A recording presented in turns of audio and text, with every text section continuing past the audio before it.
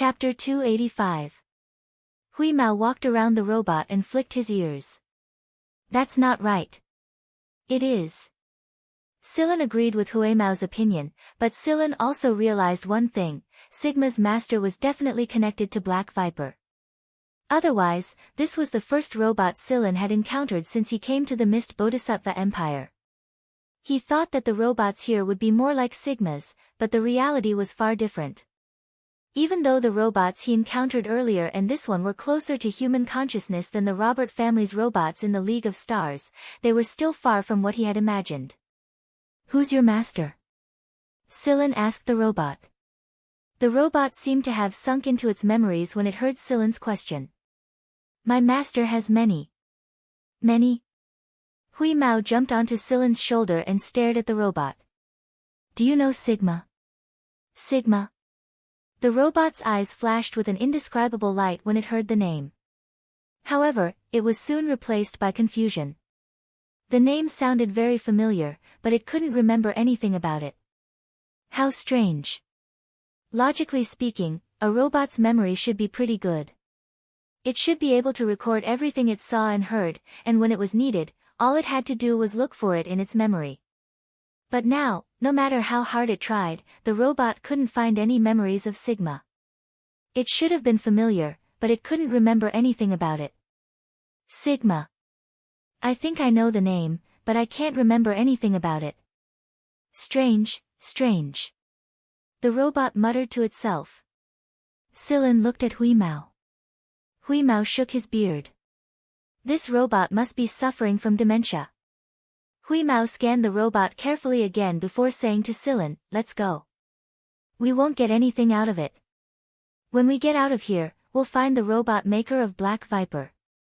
Maybe we'll get some answers from him. That's the only way." Seeing that the robot in front of him was still in a state of deep thought, Silen checked the surroundings and left the underground network with Hui Mao. Since Silen had turned off the earthquake generator, the ground had gradually returned to normal. The mess that was left behind was slowly being repaired. When Silen returned to the safe zone, Gu Xian, Tu Ba, Orville, and the others were cleaning up the carcasses of the dead animals on the ground. Those that needed to be burned were burned, and those that could be made into meat were kept. After all, they still had to stay here for more than 10 days. They couldn't go without food. The wild beasts that were shot with poison bullets couldn't be used as food. Every time they were hauled away, a detector would be used to inspect the wild beasts. It was a detector Neo had made on the spot, and it was set according to Neo's own standards. If the limit was exceeded, the meat would have to be discarded, no matter how delicious it was. On the other side, He Do, Hua Li, and Mond were chatting with a couple of strangers. Neo's unhappy face was displayed on the screen He Do was holding. Needless to say, someone must have come to seek cooperation. There were 2 Black Viper members there, and they probably didn't come here together. There were also a couple of strangers with them, and they all looked pretty strong. One of them was a muscular man with a lot of wild beast blood on his body, but he himself wasn't injured at all. It all started during the earthquake. At that time, everyone was busy fighting the vicious beasts, shooting the white mice, and cleaning up the area. He Do, who was in the safe zone, was keeping an eye on the defense system. It was at that time that He Do received a call request on her metal chain. The person who requested the call was also someone who knew the ropes. From the moment He Do agreed to the call, the person knew that He Do's location was relatively safe. The feedback from He Do provided him with a lot of evidence. Therefore, the person led a couple of other people who had been tossed here just like Silen and the others.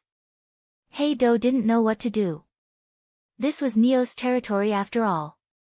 Before she could clarify things with the person, her metal chain lit up again. Another person had requested a call. He Do had a good personality, and her professional knowledge was great.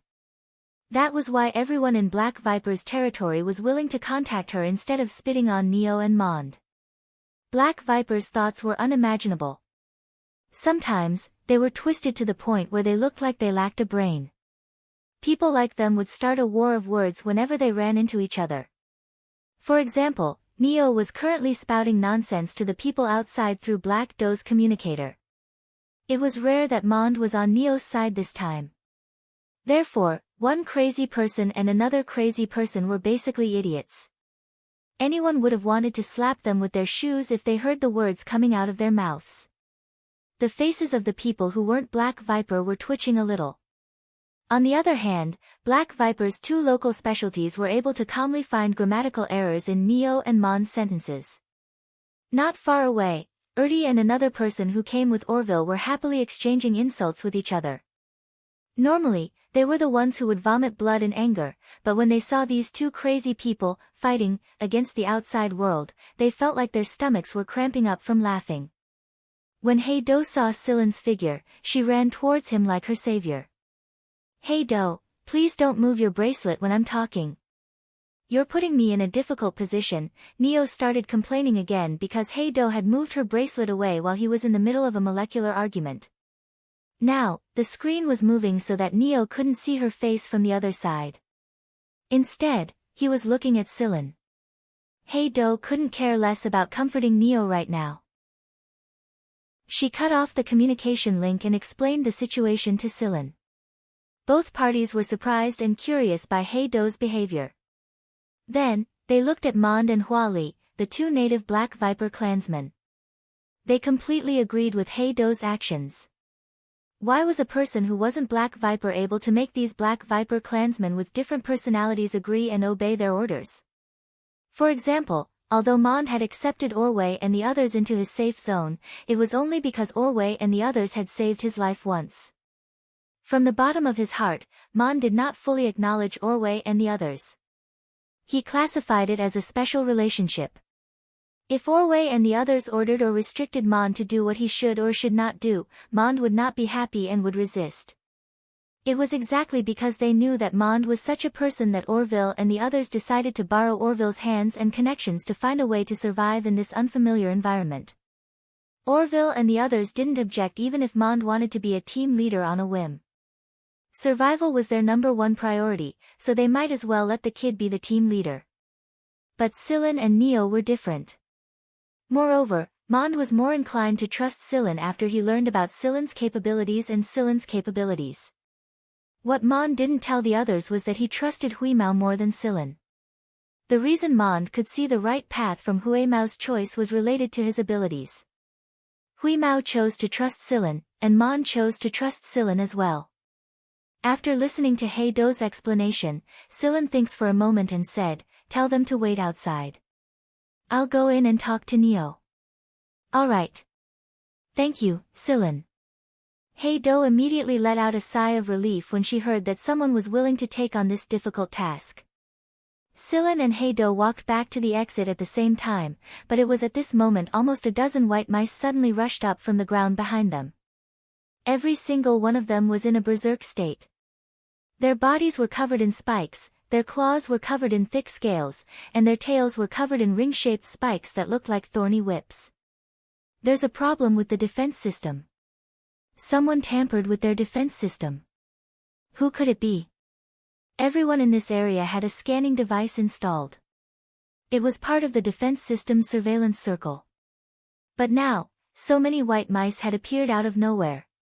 Moreover, they were all agitated and in a very troublesome biochemical state. Because of the newcomers, Hey Do wasn't keeping an eye on them inside the safe zone. She was in automatic defense mode, and Neo was busy spitting saliva at the other two. No one noticed that the defense system was acting strangely. Although they didn't see or hear any alarms, it didn't mean that the defense system wasn't acting strangely at all. This turn of events was so sudden that no one noticed it. Gu Xian and Tu Ba were still processing the vicious beast meat in their hands, while Ertie and the others were chatting with the newcomers. Silen and Hey Do were the closest to the white mice. Silen could definitely escape on his own, but Hey Do couldn't. Escape with Hey Do. Their speed would be slowed down. A dozen or so white shadows appeared in a flash. In the blink of an eye, they were only 20 meters away from Hey Do and Hey Do. Hey Do was dumbfounded. When she saw the white mice, she had already calculated how long it would take for them to catch up to her. Less than 2 seconds. Even if she tried to escape now, she would be bitten to death in less than 2 seconds if she was chased by the white mice whose speed had almost doubled in this state. Bang! A few of the white mice that had leaped into the air and were about to tear her apart with their claws. 12 berserk white mice had all fallen to the ground. Every white mouse's head had exploded, and the wound was in the shape of a hexagon. It was a very standard hexagon. Bang bang bang bang, all the white mice that had exploded their heads stopped one step away from Sillin and Hey-Do due to inertia. The smell of blood unique to the white mice made Hey-Do's stomach churn. It wasn't just a symptom of being overly frightened, it was also the smell. Hey-Do couldn't help but vomit. Gu Xin and the others were still holding their guns. They didn't have time to shoot, or they didn't hit their targets after firing. The berserk white mice were too fast, and their defense was too good. As long as they didn't hit their target, they would be completely ineffective. Looking at the dead white mice on the ground and the wounds on their heads, they knew that none of this had been done by them. The group looked at Sillin as if they were looking at a ghost. Mon's jaw almost dropped to the ground. He's a monster, absolutely a monster. They didn't even see what happened. All they heard was a bang, and then the heads of the 12 white mice bloomed. It was a hexagonal flower no less. Sillin stood in the dead silence with a white gun in his hand. The gun was very strange. It wasn't big, but its proportions were different from a normal gun's. It was hard to imagine that this gun was the cause of such a scene. Those were 12 rats in a state of agitation. Even Gu Xin couldn't guarantee that he could kill them in one shot even if he was fully prepared, let alone 12 of them at the same time. Sillin looked at the white gun in his hand. There was an emblem and an S on the gun. It was Guan Feng's Purgatory Thunder Snake S. As expected of Guan Feng's proudest creation, it was also the gun with the greatest damage in the Purgatory Thunder Snake series. Sillin sighed in his heart. A great man's temper was the same for a gun. The stronger a gun was, the harder it was to control. If one were to describe this gun in human terms, it would be a freak among humans. Not everyone could tolerate its temper. Sillin looked at the blood slowly dripping down his hand. The shot was shockingly powerful, but Sillin himself had suffered a negative impact as well. His hand holding the gun was cracked in many places. If Sillin's constitution wasn't strong to begin with, his entire hand would have exploded from the negative impact. The Purgatory Thunder Snake S was very different from the K. As expected, different Purgatory Thunder Snake series guns had different temperaments. What Sillin didn't know was that the 3 heads of Black Viper were watching the scene on the screen in the distant building. This wasn't something they could have done, but they had been paying close attention to Sillin all this time, and the underground network incident had piqued their curiosity about Sillin. That was why they were able to see this shocking scene through the multi-angle surveillance cameras of the satellites in space. Everyone, including Guan Feng, felt like they had been sucked in a cold breath when they saw the 12 white mice. However, the tables had turned in less than 2 seconds. The meeting room was deathly silent when they saw the 12 white mice's heads explode almost at the same time. Finally, Christian let out a sigh. Guan Feng, that's your proudest creation, isn't it? I didn't think that you'd let that kid use it. It hadn't been long since Guan Feng created the Purgatory Thunder Snake S. It could be said that no one other than Guan Feng had the chance to touch it. After all, every time Guan Feng designed a new Purgatory Thunder Snake, he would go through a long period of observation. Only those who received Guan Feng's approval were qualified to own a Purgatory Thunder Snake. Every direct disciple of Guan Feng who wanted to use a Purgatory Thunder Snake had to go through many tests, many trials, countless strengthening and adaptation training, and all kinds of observation tests before they could get their hands on a gun marked with the Purgatory Thunder Snake's emblem. The higher the rank of a Purgatory Thunder Snake gun, the longer the test and observation period. Why else would there be so few people who could use a Purgatory Thunder Snake K until now? It wasn't that Guan Feng had set the bar too high or that his requirements were too strict. It was because the Purgatory Thunder Snake gun's characteristics determined that it had high standards for its user. The Purgatory Thunder Snake was very destructive, but at the same time, it was no different from suicide for those who didn't have the ability to use it. It was exactly because they understood this that they were impressed by Guan Feng's unusual treatment of Sillin and his boldness. If a student like Sillin didn't have the ability to use a Purgatory Thunder Snake S, wouldn't he have no place to cry if he was accidentally shot by a bullet? Everyone looked at Guan Feng with such thoughts in mind, but they didn't realize that Guan Feng himself was shocked. Guan Feng rubbed his forehead with a smile when he saw everyone looking at him. His fingers were still a little cold. He was probably scared by that little bastard Sillin. Although he had told Sillin to keep the gun, Guan Feng really didn't think that Sillin would actually use it. It was because the gun hadn't been perfected at all. At the time, Guan Feng had clearly told Sillin not to use the gun. The gun wasn't finished yet, and it could easily cause a suicidal effect. How could Sillin not know this when he was using the Purgatory Thunder Snake K? Of course he knew. If it wasn't for the fact that Sillin had taken out 12 white mice in the blink of an eye, Guan Feng would have used his personal means to contact Sillin and organize the little bastard who didn't know how big the universe was to use S on him. At the time, Guan Feng had placed 3 booby traps on the blueprint. He had intentionally left them there so that anyone who tried to use an S without his permission would suffer the consequences of their own actions. That way, the shooter would be the one to suffer the consequences of his own actions. No one knew how scared Guan Feng was. Even his fingers were cold right now. However, if Sillin was able to successfully take out the 12 agitated white mice with the Purgatory Thunder Snake S, then he must have perfected the gun. Sillin did have the talent to understand the parts that needed to be perfected after looking at the flawed blueprint. Of course, perfecting a gun was one thing, and succeeding in it was another. One of the high standards of a Purgatory Thunder Snake user was that the user had to be calm and capable of calculation. Every time a new model of the Purgatory Thunder Snake was born, the user's calculation ability would increase to a higher level. The S-series was especially demanding. Was the guy's brain really that big to be able to complete such a huge calculation in an instant? That was 12 white mice we're talking about. Every additional target doubles the amount of calculation required. What kind of brain does one need to have to do that? Shooting at more than 10 targets at the same time was completely theoretical. Guan Feng was conceited, but he couldn't hit 12 targets in one shot even if he was the one doing it himself. The Purgatory Thunder Snake Model K was fine, but Guan Feng could only prove that the Model S was reasonable in theory.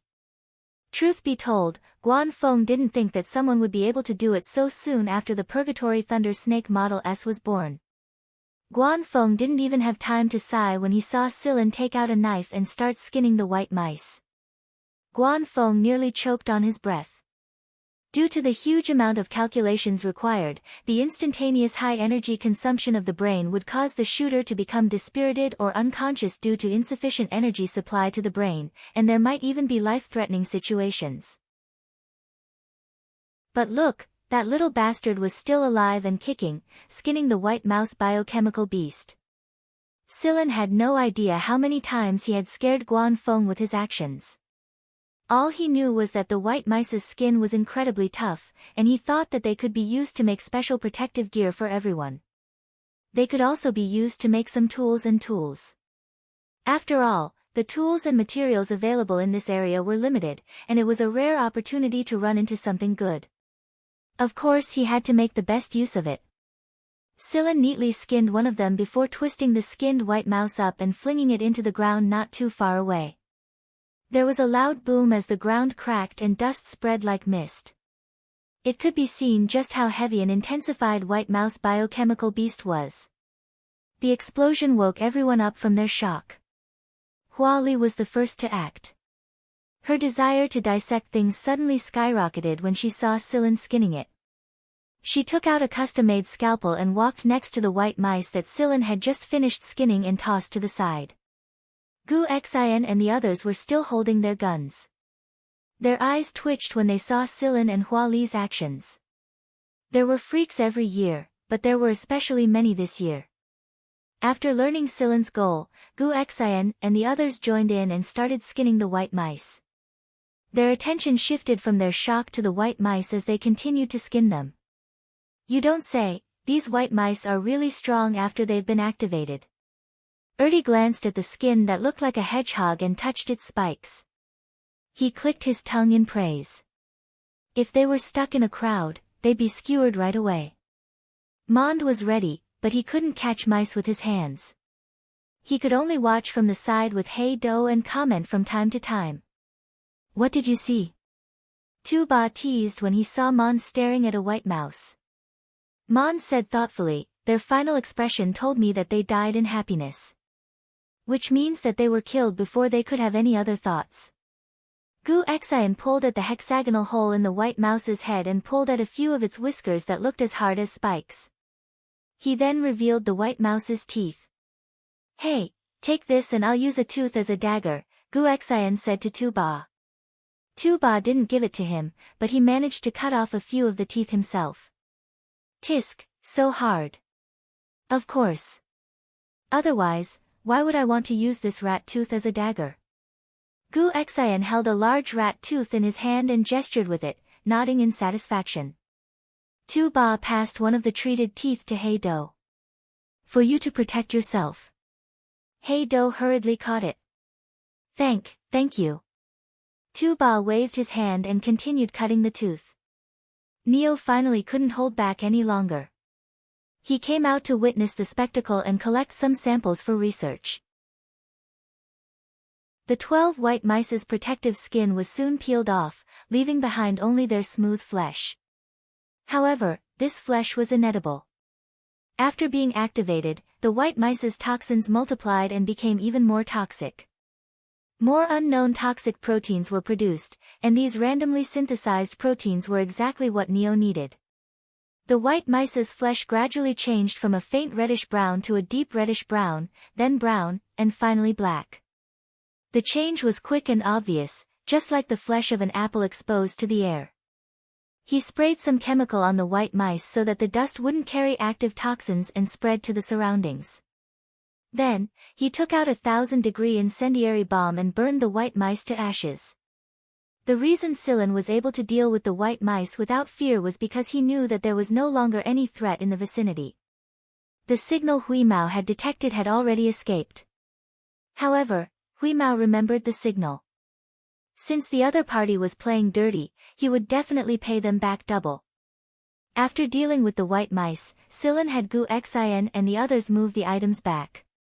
He had a chat with Neo and the newcomers. In reality, the newcomers had only come to test the waters, but after they saw Silen instantly kill the 12 white mice, they had already made a clear decision. Working with an expert would definitely increase their chances of survival. Although there were a few lunatics here, they had to admit that this was the best place to work at this stage of the game. Now, they were speaking to Silen in a different tone. They were less aggressive and showed their sincerity. Silen thought for a moment. Neo's safety zone couldn't hold any more people. Although it still had space, it was easy to get into trouble if there were too many people. Moreover, judging from the two idiots bickering just now, they would probably fight every day if they worked together. In the end, Silen made a suggestion. He told them to move to the perimeter of the safety zone. Since they were working together, they could help each other out if there was any danger. The other party had some technology that could strengthen Neo's safety zone's defense network once more. This way, there wouldn't be another incident like the one just now. Thankfully, it was Silen. If it was anyone else, they probably would have been torn to shreds by the white mice's biochemical beasts. The two newcomers had a portion of their safety zones that could be moved. If they moved together, they would be able to build a new safety zone with a little more expansion. It would be closer to Silen's group, and they wouldn't have to deal with Mond and Neo as reinforcements either. Why wouldn't they do it? Even Silen had sent people to help build the new safety zone. It wasn't like Gu Xian and the others could just sit around and do nothing. Gu Xian even knew two of the newcomers, so they communicated with each other for a while. Just like everyone else, everyone knew nothing about this place. They had all learned this information from the Black Viper tribe. Silen used the materials the newcomers provided and discussed the problem of the defense system with Heido. They incorporated the technology provided by the newcomers and built some physical defenses both underground and above ground. The surveillance range was expanded a lot, and the concealment methods were improved as well. On the 20th day, the 3 people gathered at the meeting room's light screen were quite eye-catching. If there are no surprises, it should be those 3, Gu Chang'an said. No matter who the other 2 candidates are, Silen is the only one who can take over Guan Feng's position. Christy Lang's eyes flashed as he stared at the screen. Shikai hadn't said a word this entire time. He had been especially quiet ever since he received the information from the underground network's robots. Chapter 286. When there was a first, there would be a second. When Silen's safe zone was established not far away from Silen's safe zone, more listeners came over to request permission to build a subsidiary safe zone around Silen's safe zone. One had to admit that Neo's safe zone was located in an excellent location. It had survived several natural and unnatural disasters without a scratch. Of course, everyone understood in their hearts that a lot of people valued Silen's group's comprehensive abilities. Look at the configuration of their surroundings, look at the bullets they used to kill the white mice's biochemical beasts, look at the equipment they were wearing. Even an idiot would know that there was a highly skilled person overseeing this place. This place was different from the outside world. Everyone who came here did not have anything in their hands. It could be said that they had returned to a primitive environment after a night's sleep. Only in this kind of environment could Silen's wealth better be displayed. Rob? No one would be able to beat Silen's group, be it openly or secretly. Apart from a few temporary groups from other places, there were also a few people who hadn't split up yet. They were interested in joining after hearing about the situation here. The more people there were, the harder it would be for the vicious beasts to set foot on the mountain. Every person who came here to take this test had taken countless lives. They were all ruthless characters.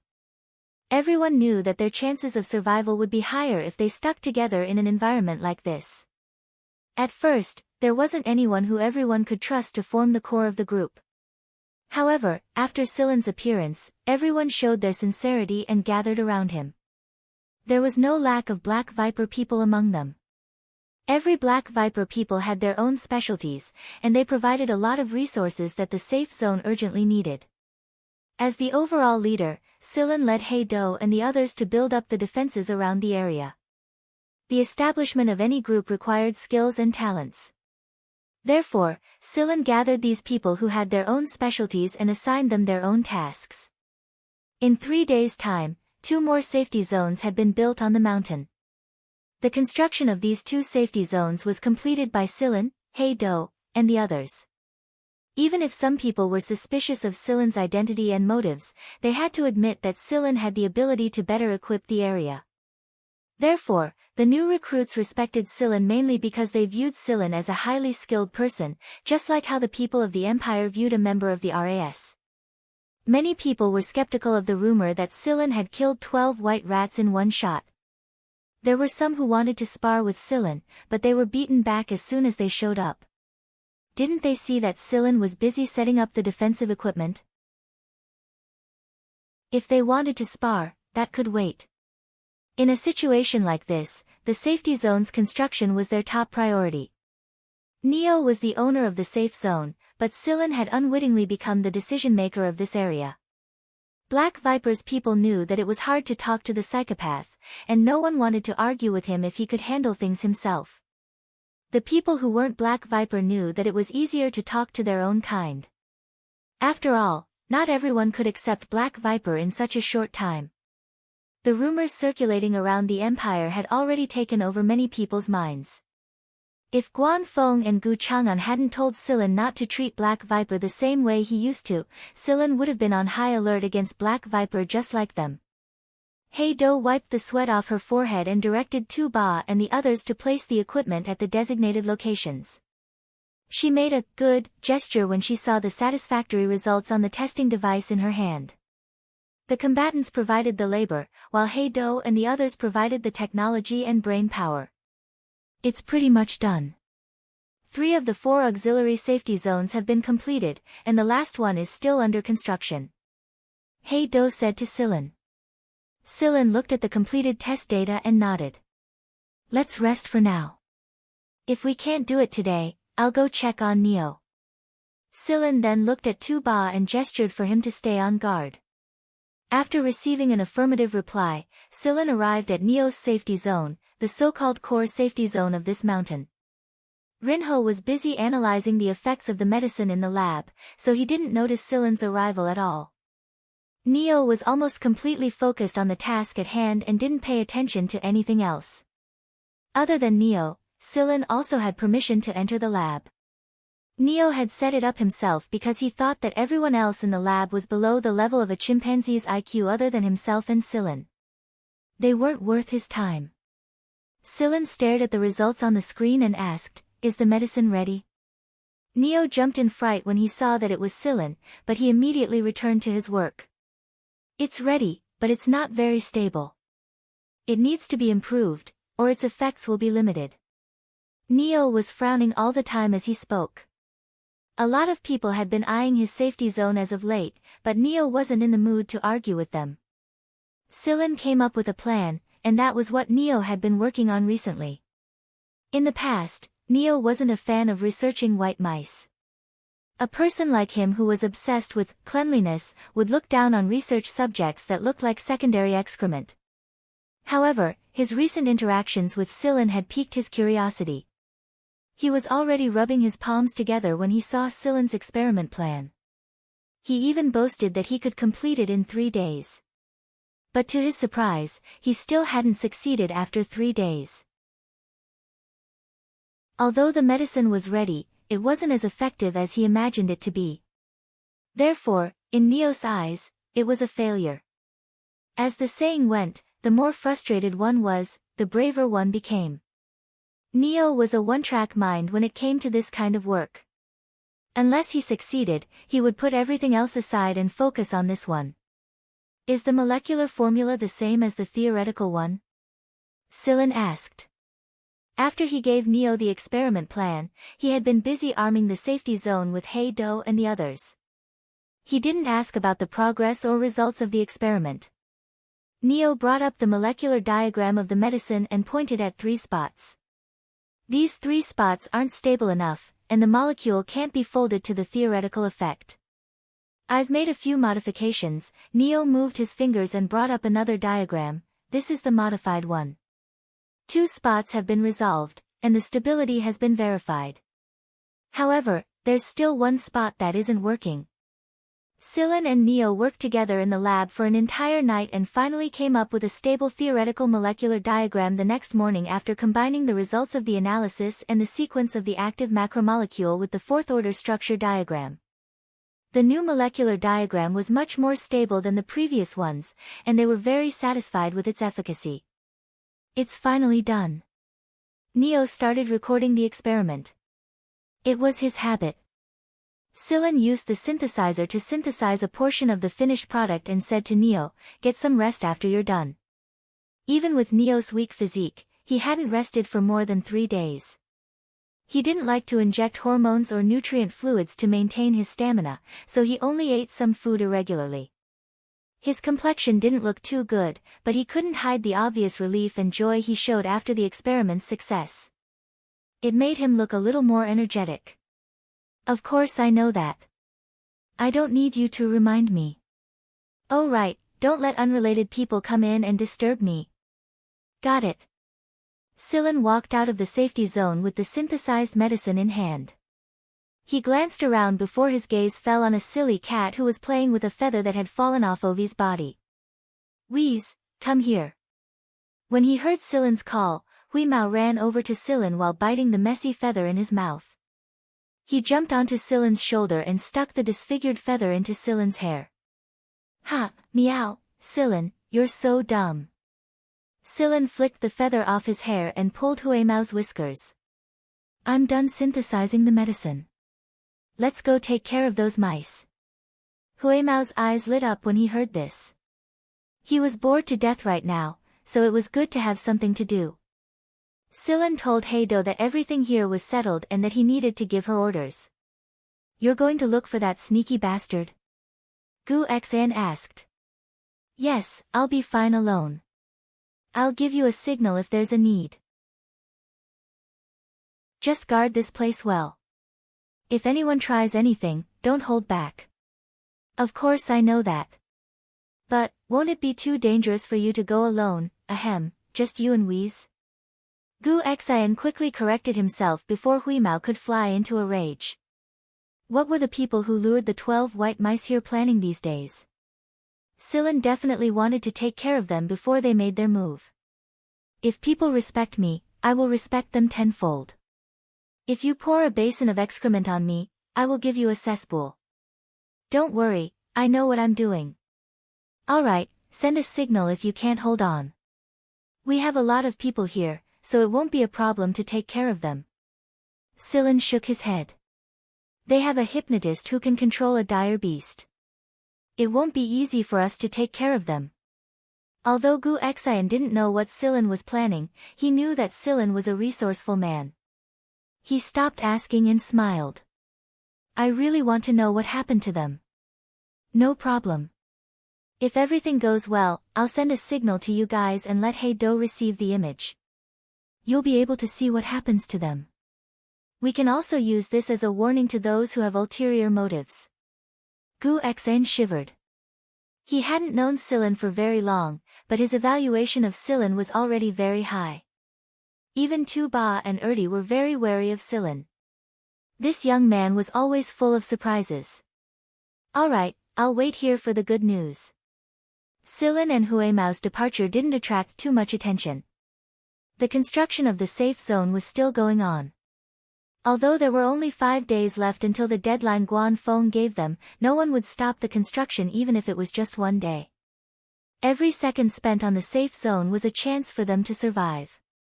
At another place a bit further away from Neo's safe zone, Silen and the others' new detectors wouldn't be able to detect them. There were 3 people here, and one of them was the person who tricked Silen and the others back then. The other 2 had been brainwashed, or more accurately, deeply hypnotized. It was a type of hypnosis that was forbidden by the Empire. In other words, a person who was hypnotized by this method would become demented even if the hypnosis was lifted. They would never be able to return to normal. All of their memory cells would be erased, and their old memories would be forcefully replaced with new ones. They would be completely under the control of the hypnotist. The hypnotist had retained the 2 people's skills and memories, so they could use their original skills to fight their enemies just like before. Everything else, however, wasn't their own. Silen asked Heido to investigate this place, and it turned out that there were a lot of Black Viper's men in this area. These 2 people probably weren't Black Viper's men. Other than these 2 people, there were also some alien beasts, white mice, and high-rank bio-soldiers around them. A hypnotist like this had a lot of advantages in this place. He didn't have to worry about being attacked by other beasts with these beast puppets. It was this person who had hypnotized the 12 white mice and tricked Silen and the others back then. Who would have thought that Silen would instantly kill the 12 white mice? Right now, this person was resting.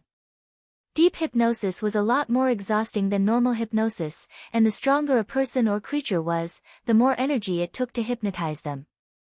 He had just hypnotized another 3 white mice, so he was catching his breath. The expansion of Selene's safe zone had already made a name for itself in this large region. Many people had chosen to seek refuge and cooperate with them, but this hypnotist wanted to take that safe zone for himself. He was prepared to arrange an attack with puppets and monster puppets, then hypnotize the core personnel there and take over that place. Silen and Huimao had split up before they arrived here.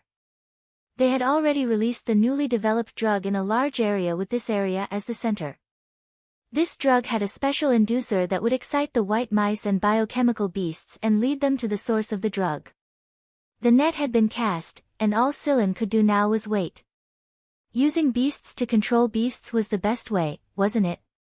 Due to the changes in the brains of the hypnotized white mice, they wouldn't react to the drug. Therefore, they just sat there quietly. They didn't react to Silen's drug at all. Since the drug was specially made to target the white mice, the bio-soldiers and beasts didn't react in the slightest. The hypnotist trusted his pets, so he just sat there and rested. Huimao's ears twitched, and he signaled to Silan, "They're coming." Silan had also noticed the movement coming from afar. He and Huimao hid there quietly to observe the hypnotist's movements. Finally, the white mice and beasts that had been hypnotized into puppets began to notice something and issued a shrill warning. The hypnotist woke up. He looked around and took out a gun that he had obtained from one of the hypnotized people. He stepped back and let the puppets protect him. There was a cave behind him. If the puppets couldn't hold on, he would close the cave. He had to survive this crisis first. If the puppets were killed, they could be hypnotized again. He wasn't worried about that. At most, he would just have to spend a little more energy. The first white mouse was running toward him. It was obvious that it had been hypnotized. The hypnotist looked at the excited white mouse and frowned. He could tell that the white mouse wasn't hypnotized, but why would such an agitated white mouse run toward him? No matter what, he had to get rid of the white mouse first. The hypnotist ordered the 3 puppet white mice to deal with the white mouse. The 3 white mice didn't disappoint him.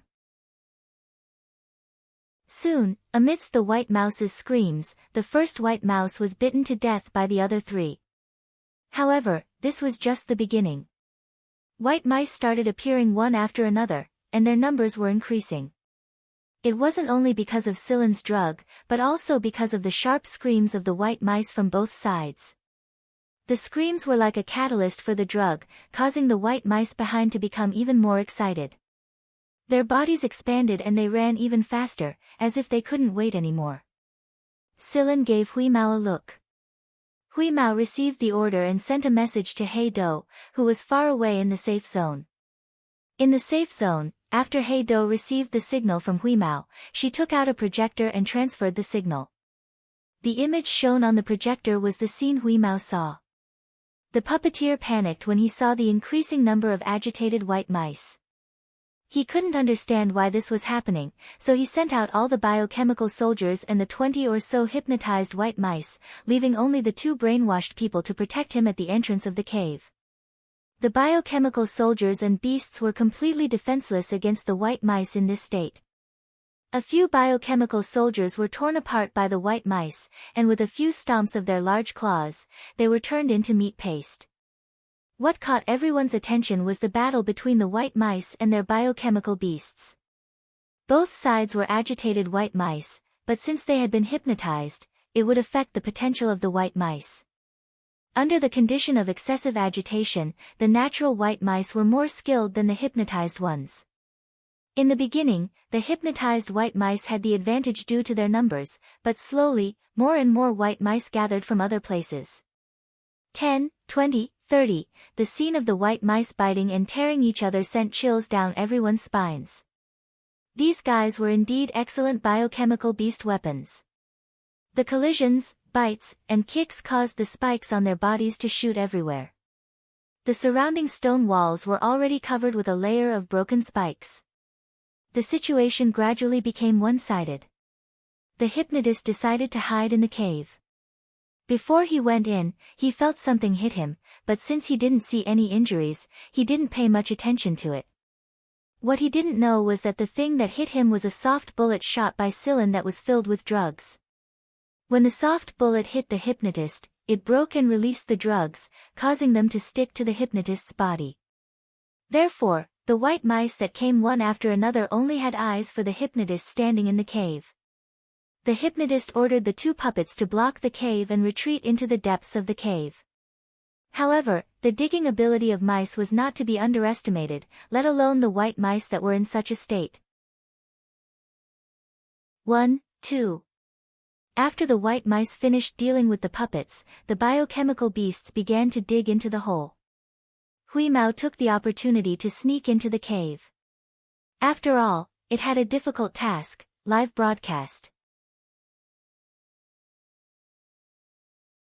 Chapter 287.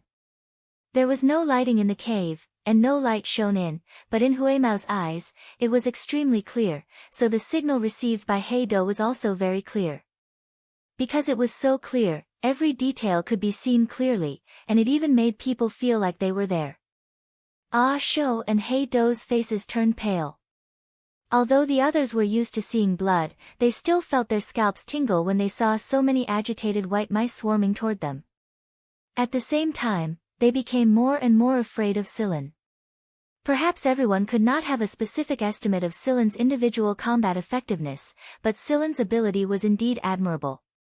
Some people like Gu Xan might have guessed the means Silen used, but others who did not know Silen could not figure out what method Silen had used to make these white mice deal with the hypnotist.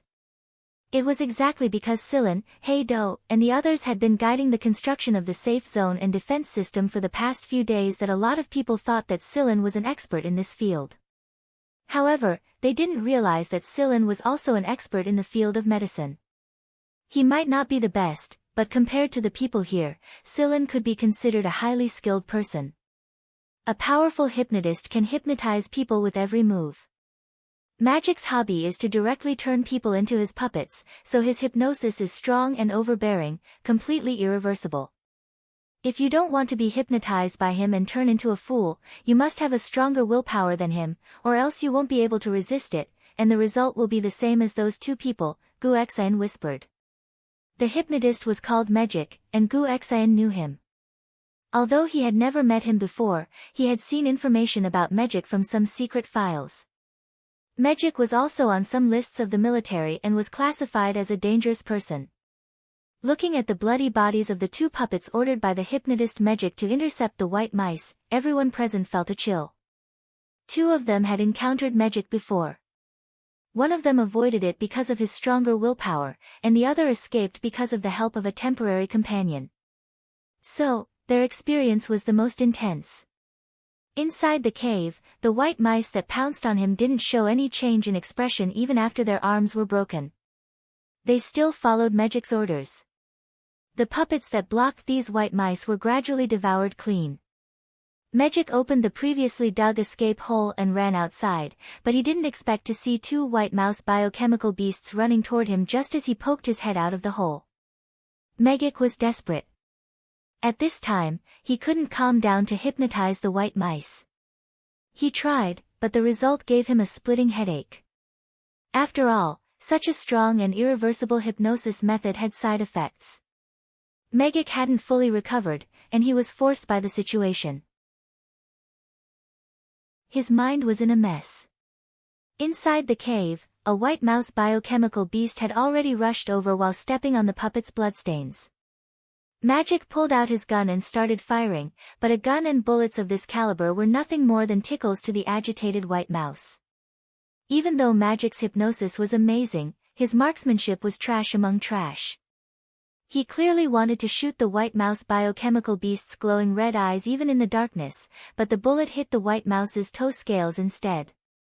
The gray cat was crouching on top of a protruding rock at the top of the cave as it watched the live broadcast, shaking its beard. Magic roared as he fired indiscriminately, like a final vent in despair. His voice echoed in the cave, making people's hair stand on end. Finally, the white mouse's claws clawed at Magic. If it was just someone else, the white mouse biochemical beast would at most bite them and eat them, instantly ending the prey's life. But Magic had the drug laid down by Silen. After the agitated white mice arrived in front of Magic, they did not treat Magic like a puppet. Instead, they surrounded Magic and sniffed him. Their claws scratched Magic's body. Their claws were so deep that bones could be seen, but they were not fatal. But if a group of claws were to scratch him, it would be a different story. The white mouse biochemical beasts inside and outside the cave surrounded Magic and raised their claws a few times. Magic's screams rang for a long time, then gradually weakened until only the sound of the white mice's claws could be heard. The cause of death for the hypnotist, Magic, was excessive bleeding. Such a way of death was very cruel because the injured would clearly feel the loss of blood and the passing of life, as well as the deep sense of despair. At that time, Magic even wanted to use that overbearing method of hypnosis on himself, but in the end, he was unable to do so because he had no energy to concentrate on hypnosis. In fact, Silen did not expect these white mouse biochemical beasts to treat the hypnotist like this. He always thought that at most, the white mice would follow the hypnotist's scent and kill him with one claw or bite him directly. He did not expect such a bloody method to be used. It was a complete torture. Gu Xian closed his eyes.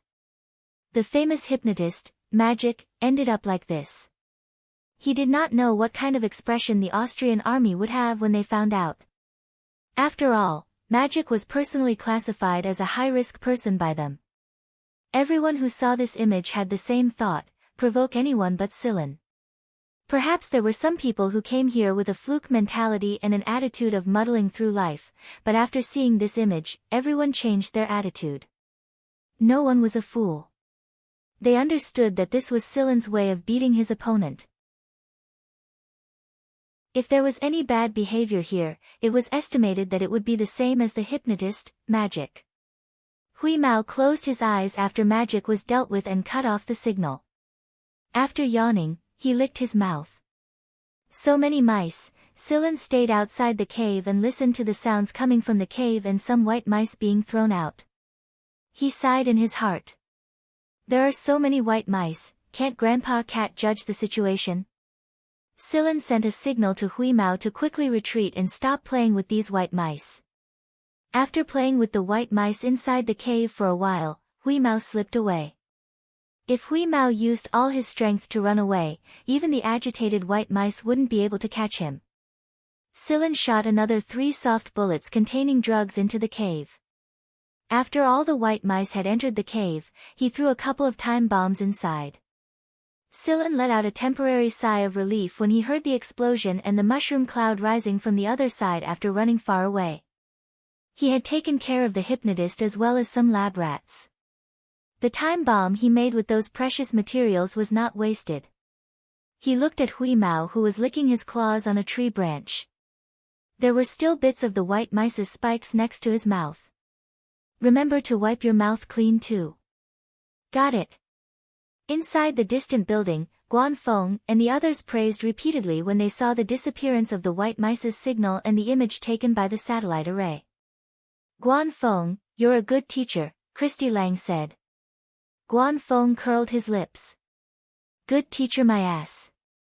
I haven't even met that little bastard for long, how am I supposed to teach him? At most, I'm a talent scout who can recognize talent. Should we put those things over there? Someone asked. Christy Lang thought for a moment before drawing a circle around Silen's area. There's no need to release them here. We'll proceed with the original plan elsewhere. So we're just going to leave this area? Whatever, it's a waste of resources anyway. Silen is the only one here. We'll follow the original plan for everyone else. Alright. Gu Chang'an smiled when he heard Christy Lang's words. If I didn't know better, I would have thought that you were the one who recommended Silen. Christy Lang didn't get angry. There's no helping it. There are too few people who can take over this position. That's true. However, we can't say for sure whether or not that kid can officially take over the position. The 3 heavyweights fell silent at the same time.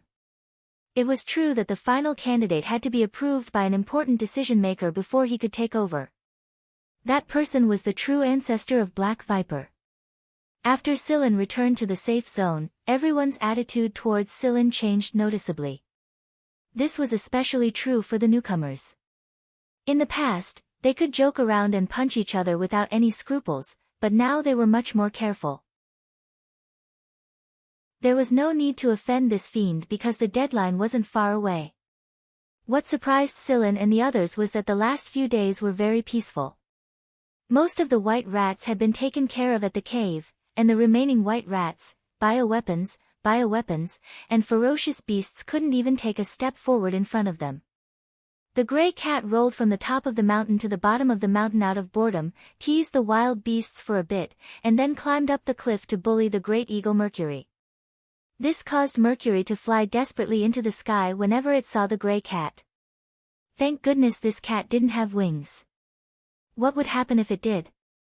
After Silen and Heido finished setting up the defense network and discussing Neo's incomplete experiment plan with him, the last few days finally came to an end amidst everyone's confusion and worry. The timetable was based on Silen and the others. The 30-day deadline Guan Feng mentioned was actually Silen's 30th day since he arrived at the safe zone. On this day, a couple of huge spaceplanes flew into the safe zone and landed. The people inside them were all robots with human appearances. Black Viper's people had nothing to worry about. They had another spaceplane to receive them, and these spaceplanes would move their labs and workshops away from the safe zone. Silen was the first to step onto the spaceplane. Guxin, Tuba, Guxin, and the others followed behind him. When the spaceplane flew them out of the area and back to a cluster of buildings, Silen separated himself from the others. Unlike everyone else, Guan Feng drove the flying car directly to pick him up. He picked up White Knight on the way. Unlike Silen, White Knight's body was covered in wounds. He wasn't the only one. Everyone on the spaceplane he was on looked a little worse for wear. In fact, White Knight wasn't the only one. Silen's group wasn't the only one. Guan Feng smiled when he saw Silen's puzzled look. You're different from them. How so? Different roles, different positions, and different requirements. Silen raised an eyebrow. Take over. Guan Feng raised his hand and smacked Silen's head. Don't look like I don't like it. It's a good thing. To be honest, the nobles wouldn't dare offend you even if you didn't have the Gen family backing you up. You can send your people to deal with anyone who offends you. Silen and White Knight completely ignored Guan Feng's words. Is this how you teach a student?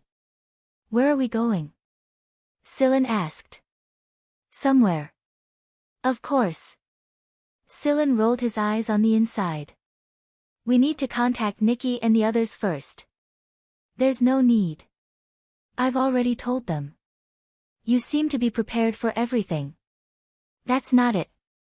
It's just like how I didn't expect you to kill those 12 white mice with the Purgatory Thunder Snake S.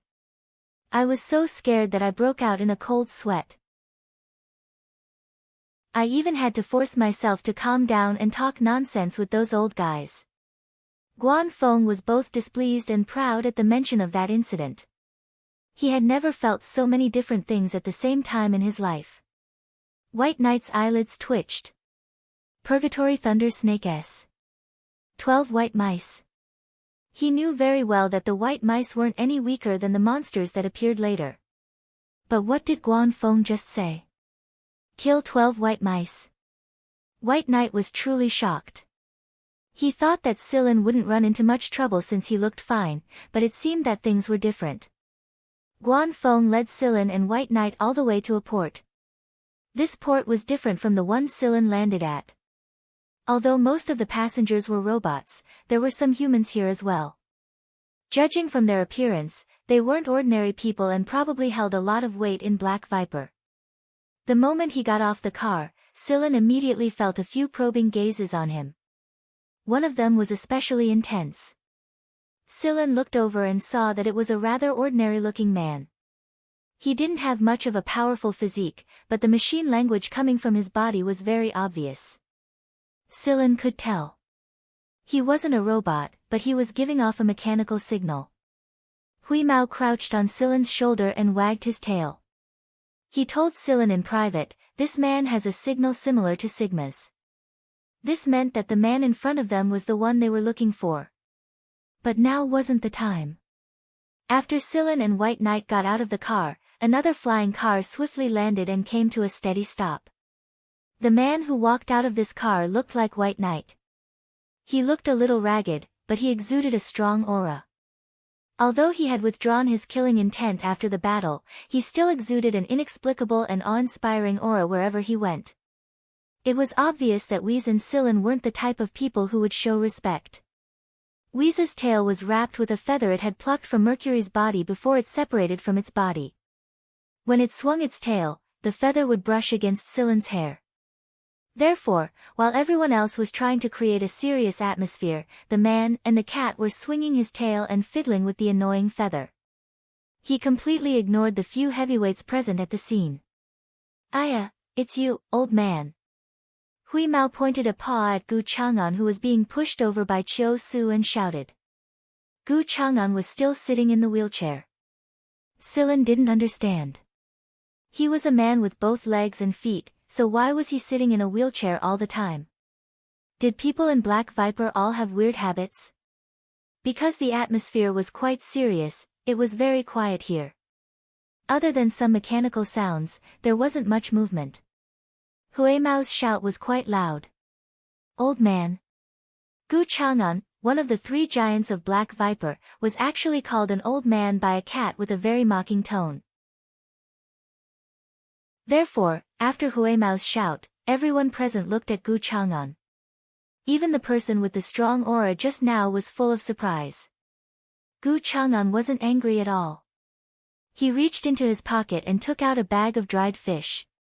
He waved at Hui Mao. "Kitty, come here.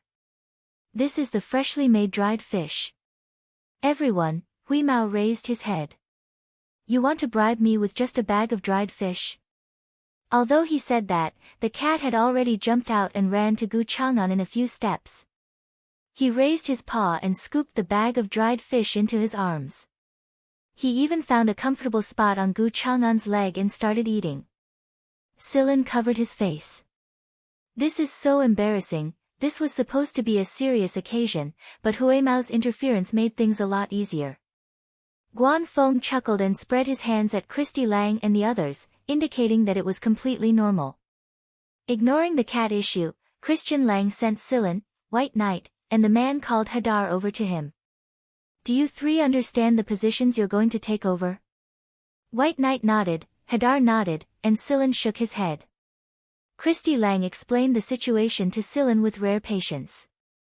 There were 3 leaders of Black Viper, and each of them was responsible for their own domain.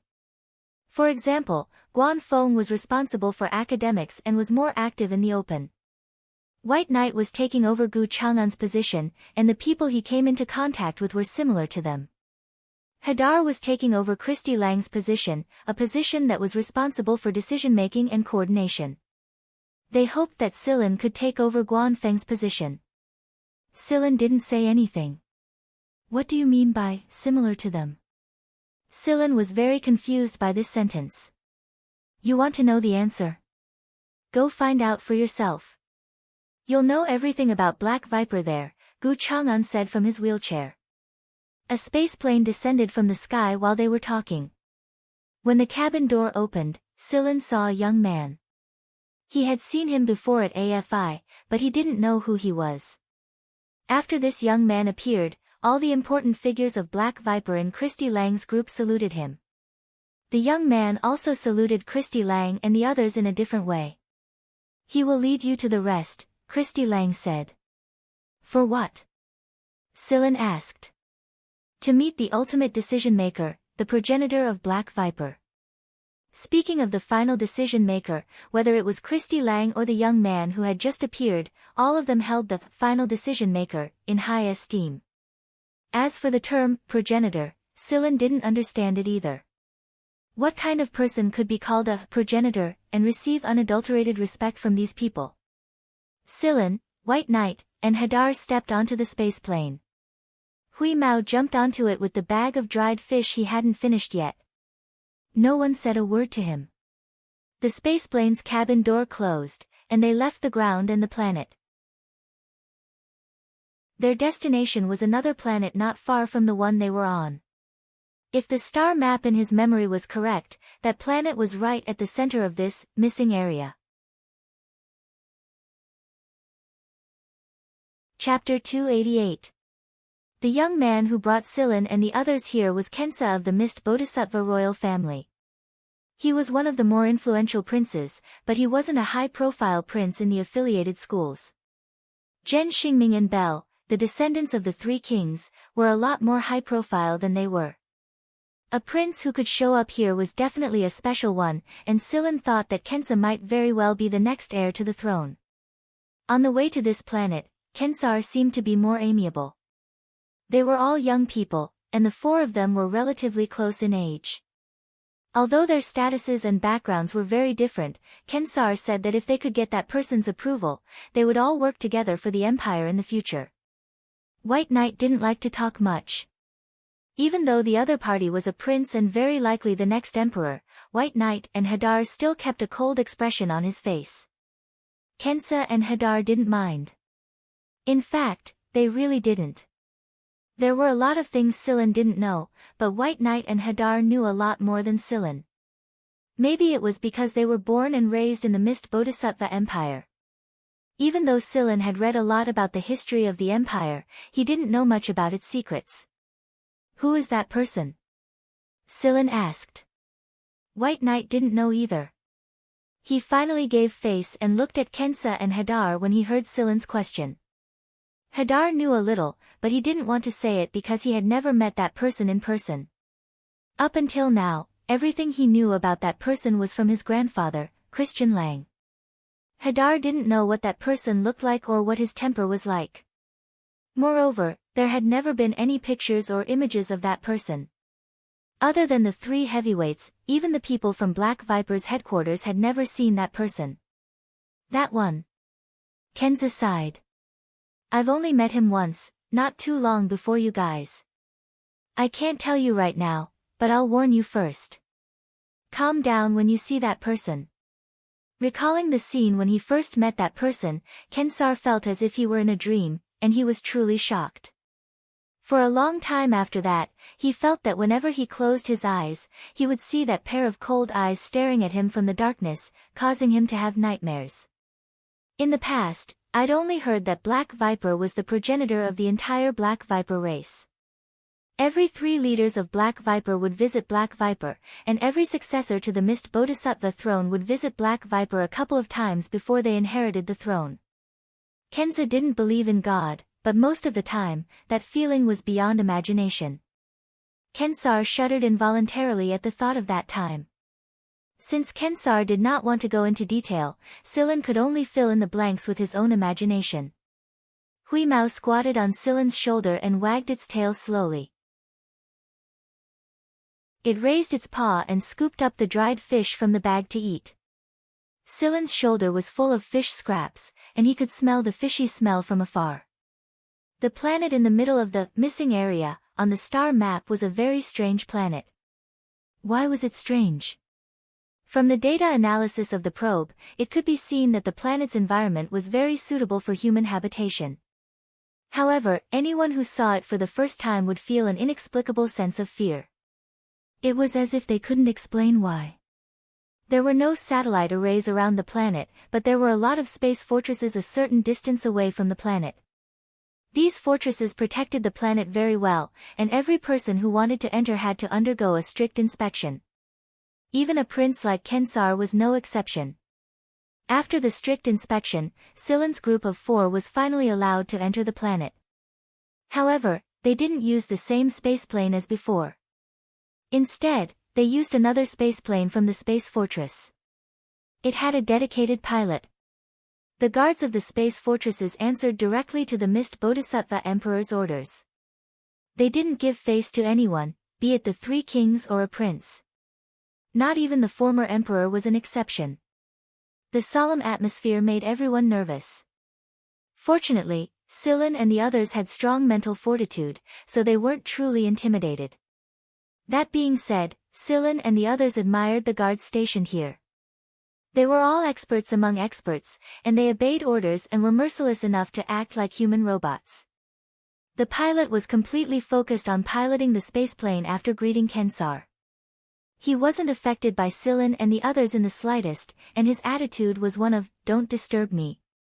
Even when Huimao was chewing on the fish ribs inside the dried fish, the pilot didn't react in the slightest. "This guy looks a lot like you," Silen said to White Knight. Bai Yi looked at the person who was busy working in front of the control panel and said nothing.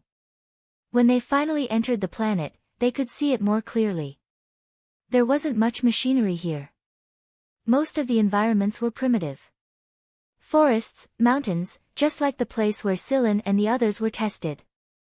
The only difference was that the environment here was more primitive, and it was large enough that it felt like they had entered a primitive kingdom of giant beasts.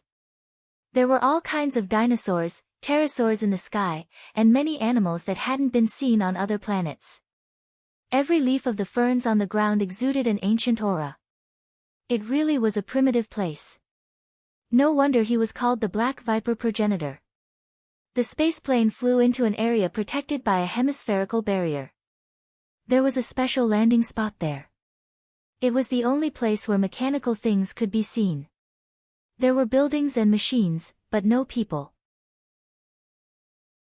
There were only a few robots here, and they gave Silen the same feeling as the robot he'd seen in the underground network. There was a difference in familiarity.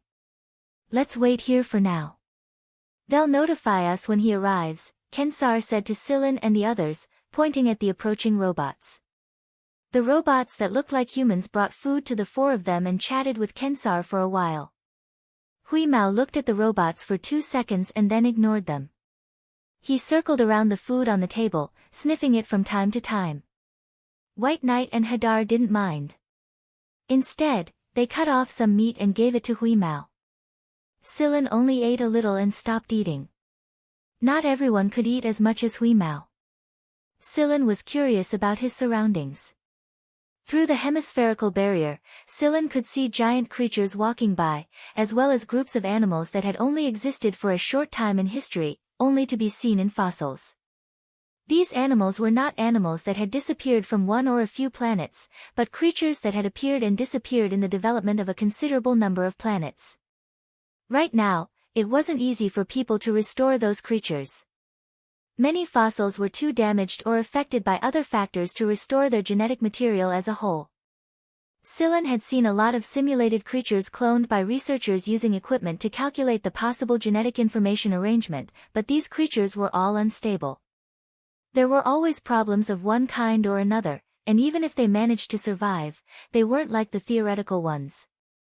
Too much randomness made it impossible for many creatures to be restored. This had always been a regret in the minds of researchers. But here, Silen saw many creatures that were classified as species that could not be restored at this stage by the authorities of the organization. If they could not be restored, where did they come from? Silen did not think that these were creatures that had survived naturally. In just a short time, Silen had seen extinct species from at least 100 planets. Moreover, the existence of these species was distributed according to a kind of ecological stability. The people who created them had put a lot of thought into it. The entry of one species would not cause an overall change, and the disappearance of one species would not cause a chain reaction. Who had the means to do this? Just as Silen was thinking, Hui Mao, who was burying his head in food, pricked up his ears and looked in a certain direction with wide eyes.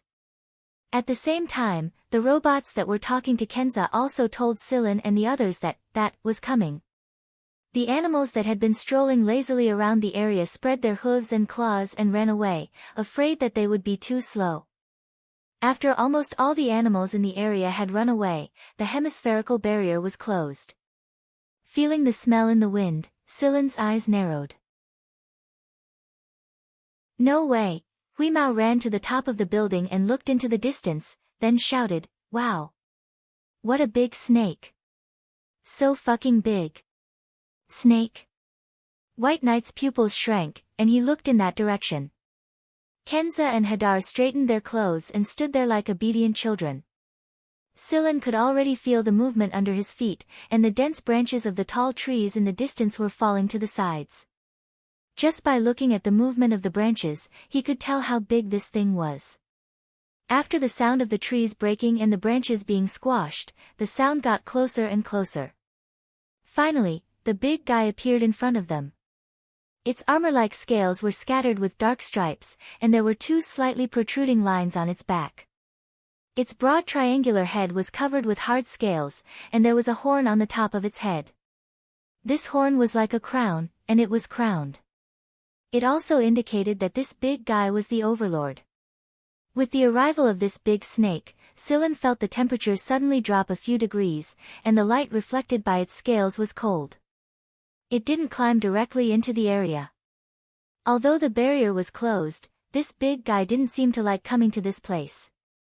When he saw the snake, Kenza took 2 steps forward and bowed. Unlike the bow he used when facing Christy Lang and the others, Kenza's bow now was completely the etiquette of a junior to an elder, and it was the etiquette of the royal family. Kenza's expression was much more respectful, and even his voice was cautious. Greetings. Hadar followed suit and saluted. It was not a royal salute, but it was respectful enough. However, this made Scylla and White Knight stand out, because they didn't even have any reaction from the beginning. The 2 of them looked up at the big snake in front of them. Is this the person they were talking about? So, that person isn't a human. No wonder Kenza told them not to be too shocked. Scylla finally understood why the Mist Bodhisattva Empire treated this kind of beast better than the League of Stars. It was not a python, but a viper. Although Scylla did not know how the viper had grown so big and looked like this, he was certain that it was a viper, a venomous viper. After looking at them, the big snake flicked its tongue at them. Although it still looked cold and indifferent, its 2 round eyes were as cold as ice as it stared at the tiny people below it. However, Scylla could sense that this big guy was very impatient. In fact, Scylla thought that if this was a human, it probably would have spat on them instead of flicking its tongue. The big snake ignored them and looked at Hui Mao, who was staring at it curiously from the top of the building. It was this cat that was making strange noises just now.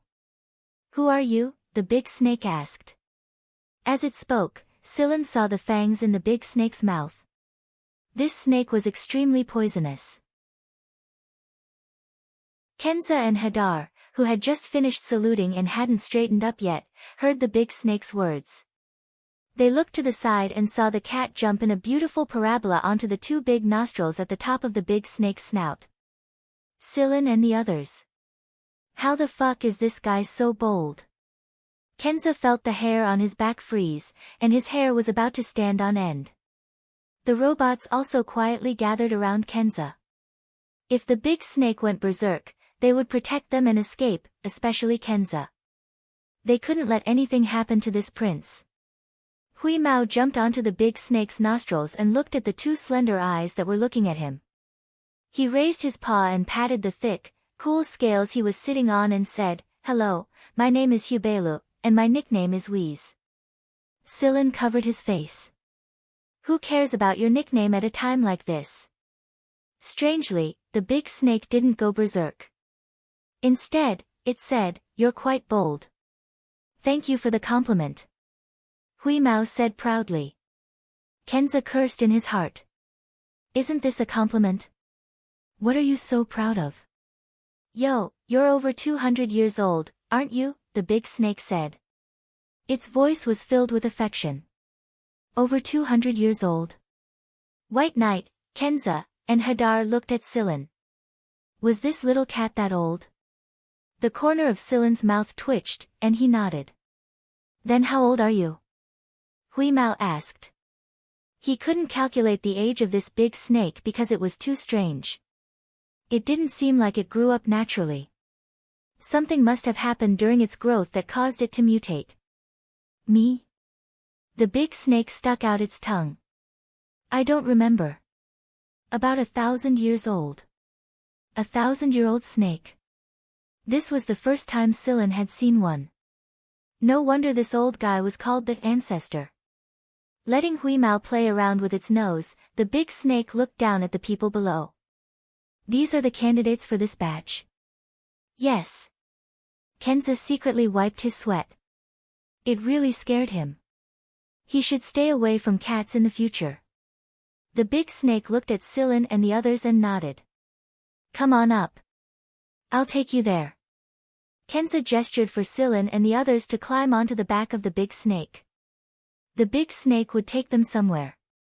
There, they would learn about the origin and development of the black viper. This wasn't the first time Scylla had climbed on the back of a snake, but this time, the snake was much bigger than Bonner. The scales on its back looked ferocious. After Scylla and the others climbed onto the back of the big snake didn't say anything to Kenza. It turned around and left in another direction. In this primitive environment, the big snake was indeed at the top of the food chain. Wherever it went, other animals would avoid or hide, so there was no obstruction along the way. After climbing through a forest and coming to an open area, the big snake sped up and brought Silen and the others to a mountain range.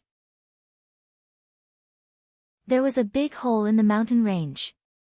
This should be the big snake's nest. Chapter 289. The serpent led Silen and the others in. After entering, the cave entrance was obviously much wider. Some of the mountains had a large hole dug out, forming a passage. Even the serpent could crawl freely in it. It was obvious how big the project was. The most valuable thing was that Silen could feel that the entire mountain range was a combination of mechanization and nature. Advanced technology had been integrated into the primitive foundation, and there were countless mechanisms and hidden compartments. If the serpent hadn't led them here and someone had tried to barge in, they might not be able to find those hidden things even if the entire mountain range was turned upside down.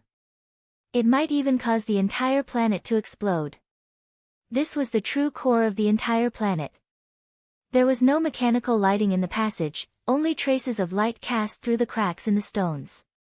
Finally, Silen saw a place that was glowing. It was a rather spacious area surrounded by mountain walls. There was an opening above, and the light shone down, illuminating the place. A large circular pool came into view. The water surface reflected the light, and there was a floating hut on the pool. However, the serpent didn't allow Silen and the others to approach the hut. There were some small flowers on the grass beside the pool, and they were growing very well. It was very warm here. Silen and the others came down beside the pool and looked at the place. There were many murals on the surrounding mountain walls. They had been specially treated to prevent the rain from corroding them, so that these murals could be preserved here forever. They were very simple strokes with a somewhat childish feeling. Then, slowly, the strokes matured, becoming smoother and more detailed. It was like a record of a person from childhood. In those simple murals that looked like graffiti, Silen felt that they were related to the serpent and a person. In the simple sketch of a person, there was a thin curved line wrapped around the small person's arm. That should be the original appearance of the serpent. Most of the murals were drawings of a person and a serpent. The small person threw the serpent above his head, twisted the serpent's tail, and gave the serpent a fruit, but it got stuck. It looked like a line that was tied into a knot. 3 light screens popped out and flew in front of Silen and the others.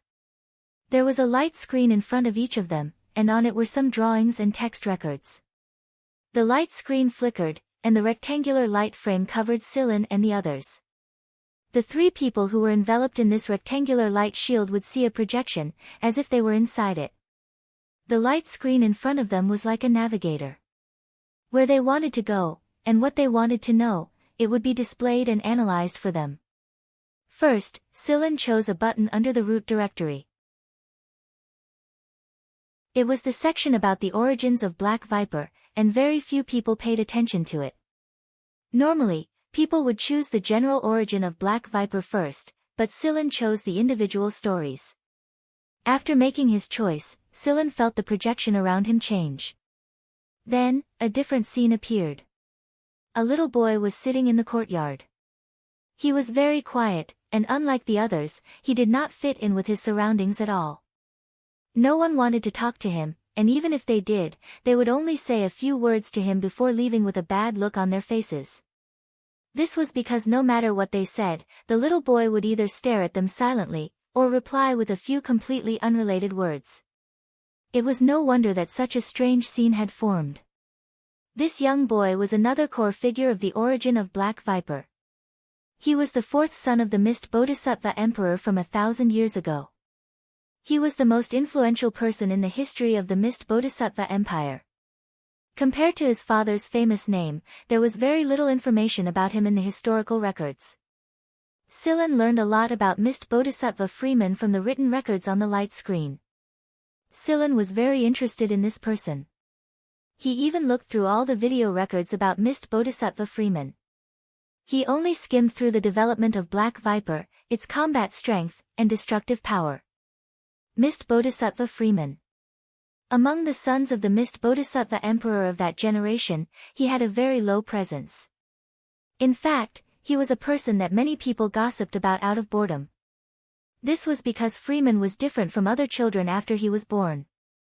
He was quiet, of few words, and looked at people with a very strange gaze, even to his birth parents.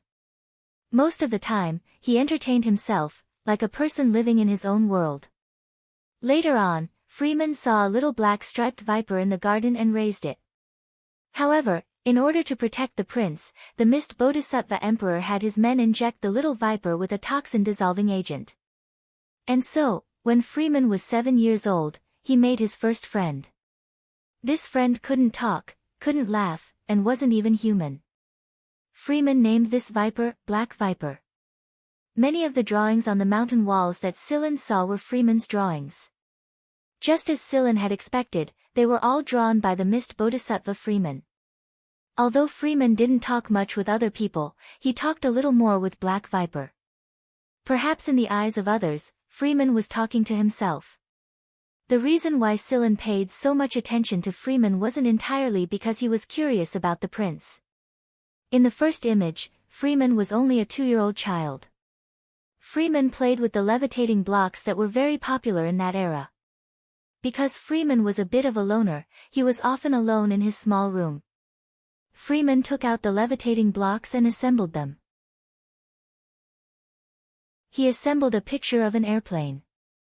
The workmanship of the levitating blocks was very detailed, enough for any child to use their imagination. Perhaps many children would assemble some strange patterns, or just play according to their preferences at the time, but Freeman treated it like a mission. When assembling, he placed almost all his attention on the levitating blocks in front of him. His assembly was similar to the airplane toy on the table next to him. The placement and assembly of each levitating block seemed to have been rehearsed in advance, without the slightest mistake. Starting from the head of the airplane, he gradually completed the other parts, and soon, an aircraft-shaped block puzzle appeared. If it were any other child, regardless of whether they could complete such a task alone, they would definitely show it off after they completed such a project together, win their parents' praise, and enjoy the envy and jealousy of their peers. However, Freeman did not do so. With a wave of his hand, he messed up the pattern and then assembled it for the second time. However, he didn't look at the model during the second assembly process, and he didn't start from the front of the airplane, but from the fuselage. The second assembly took much less time than the first, and it was much more perfect. Even though it was just a levitating block, the compatibility between each block was perfect. Such a assembly was actually the work of a 2-year-old child. Then, Freeman messed up the completed work again and assembled it again. However, the result of the assembly this time was somewhat different from the airplane toy. Silan deliberately pulled out the actual picture of the fighter jet of that era to take a look. There must have been some simplified parts in the toy, but Freeman relied on his intuition to restore the simplified parts of these toys without seeing the real thing. It had to be said that Freeman was a genius. And in the later images, as Freeman grew up, he no longer came into contact with levitating blocks, but some more sophisticated toys. He disassembled these toys and assembled them into jaw-dropping works. The Emperor of Mist Bodhisattva discovered something special about this child who had a very low sense of existence, so he found a tutor to teach him, but the effect was very frustrating. No matter how teaching was done, there had to be a process of communication between the tutor and the student first. Even if there was no communication, as a student, it was right to listen to what the tutor said and see what the tutor did, right? But Freeman didn't. He was still the same, minding his own business. Other than the little viper wrapped around his arm, there seemed to be no one else in his world. Therefore, the Emperor of Mist Bodhisattva had no choice but to let Freeman fiddle with it himself. In a part of the palace, there was a special activity area for Freeman, which provided all of Freeman's toys and some teaching videos. Gradually, Freeman faded out of people's sight and out of the circle of people's topics. Occasionally, someone would mention him in private, the child whose soul was eaten by the devil. That was how people described Freeman. Later, Freeman fiddled with something and blew up a building in the palace. Since then, Freeman was classified as a dangerous person, and many people in the palace tried to avoid Freeman as if he were the plague. And because of the communication barrier, he had a grudge with his big brother who was chosen as the heir back then. Perhaps he didn't even know that he had a grudge with his big brother, and he didn't realize it when he offended someone. He just lived in his own world, and didn't even feel lonely. The Emperor of Mist Bodhisattva had no choice but to send Freeman away in order to better train his eldest son as the heir. Freeman chose a place in the star map, an obscure planet. That was the planet Silan was currently staying on. As a prince, the Emperor of Mist Bodhisattva provided Freeman with a lot of things. Anything Freeman wanted, he would provide. Perhaps this was the Emperor of Mist Bodhisattva's compensation to this son who had no sense of existence. When Freeman was 17, a large-scale civil war broke out in the empire. Several high nobles joined forces to rebel, and for a time, the empire was filled with an uneasy environment. People of the royal family had to be protected by guards, even Freeman, a prince who had been kicked out of the capital star region. One day, a team of royal guards was sent to this planet. By chance, the captain of the guards found a gun that Freeman had casually tossed to the side like a toy. This gun was very similar to the common guns the captain had seen before, so the captain fired a shot when he was bored. As a result, the area was blasted into a huge pit more than 100 meters in diameter, and the area around the pit was filled with sporadic sparks that didn't go out for a long time. The soil and stones there didn't look like they had been blasted to this state, more like they had been instantly burned away. The part between the captain's thumb and index finger that was holding the gun cracked, just like when Silan first used the Purgatory Thunder Snake S. Seeing this result, the captain's hand trembled, not knowing whether it was because of the crack or because he was shocked. Later, the captain found a lot of weapons that were much better than those of that period in Freeman's place, so the captain reported it to his superiors. In that chaotic period, the Emperor of Mist Bodhisattva was very surprised by this news. The main reason that turned the situation around wasn't these much improved weapons, but the birth of high-density compressed energy reserves and the discovery of the steady-state enhancement potion. These were all created by Freeman, and it was also a technological reform with far-reaching significance in the history of the empire. However, the public history of the empire didn't record it in such detail. It only mentioned that these new technologies were discovered during the rebellion, and didn't mention Freeman himself. But after that, news leaked out, and Freeman was assassinated. The assassin broke through many obstacles and finally had the chance to shoot Freeman. At the critical moment, the black-striped viper blocked the bullet for Freeman, and the viper itself was broken into several pieces by the bullet. If such a bullet had hit Freeman, it would have killed him instantly. Freeman ignored the others, ignored the assassin, and ignored the guard captain's shouts of, "Hide." Instead, he left with the broken viper and entered his room. Freeman's room was also his laboratory. When Freeman came out again, the broken viper had been reconnected, but its appearance had changed a lot. Silan also finally understood that the reason Black Viper was able to live for more than 1,000 years and grow into its current appearance was all because of Freeman. After watching all the images of the prince, Silan finally understood what Gu Chang'an meant when he said, "this kind of people." After learning about Freeman's abilities, the Mist Bodhisattva Emperor formed a group to gather children like Freeman. The Mist Bodhisattva Emperor asked Freeman to give the group a name, and Freeman only said one word, Black Viper. That was the embryonic form of Black Viper. As time passed, the group grew larger and larger, and the Emperor discovered more and more that these people were different from ordinary people. In many ways, they were even stronger than the people of the RAS. While it was a pity, these people also obtained a talent that others didn't have. It was like a sharp blade that could be used as a weapon, but a moment of carelessness could also cause damage to the user. If the enemy got their hands on it, it would be even more dangerous. Therefore, the Emperor issued an order that from then on, Black Viper would move completely into the shadows. People would forget some of the short-lived rumors of that time, but Black Viper's technological achievements had unknowingly spread to every star region of the empire. These people in Black Viper couldn't blend into normal life, and they were always subconsciously ostracized. even the most advanced technology couldn't make them the same as a normal person. It couldn't change their special central nervous system, or their strange behavior or temperament. They seriously lacked emotional contact with other people, and they didn't realize that their strange behavior would be ostracized by others. Some people were terrifyingly quiet and unapproachable. However, their narrow self-world allowed them to have more eye-catching skills, extraordinary memory, calculation, and so on. These skills were a stark contrast to their learning difficulties in other areas. Ah Sho, Neo, and the others were just like Silen. Some people didn't know how to laugh or cry, but that didn't mean they didn't have feelings. Freeman, for example, didn't cry even when Viper was cut into several pieces by a bullet. He always looked indifferent to everything. However, Silen believed that Freeman was sad when he saw Black Viper being cut into several pieces. In fact, he was a little desperate and painful when he stayed in the lab for 5 days and 5 nights until he snatched the snake's life back from Azrael's hands. People like this had their own unique frequency. It was just that no one else could obtain it. They weren't sick, they weren't weirdos, and they weren't people whose souls were devoured by demons. They were just different from us. Even though this world has its flaws, we should all believe that every flower has its own reason for blooming.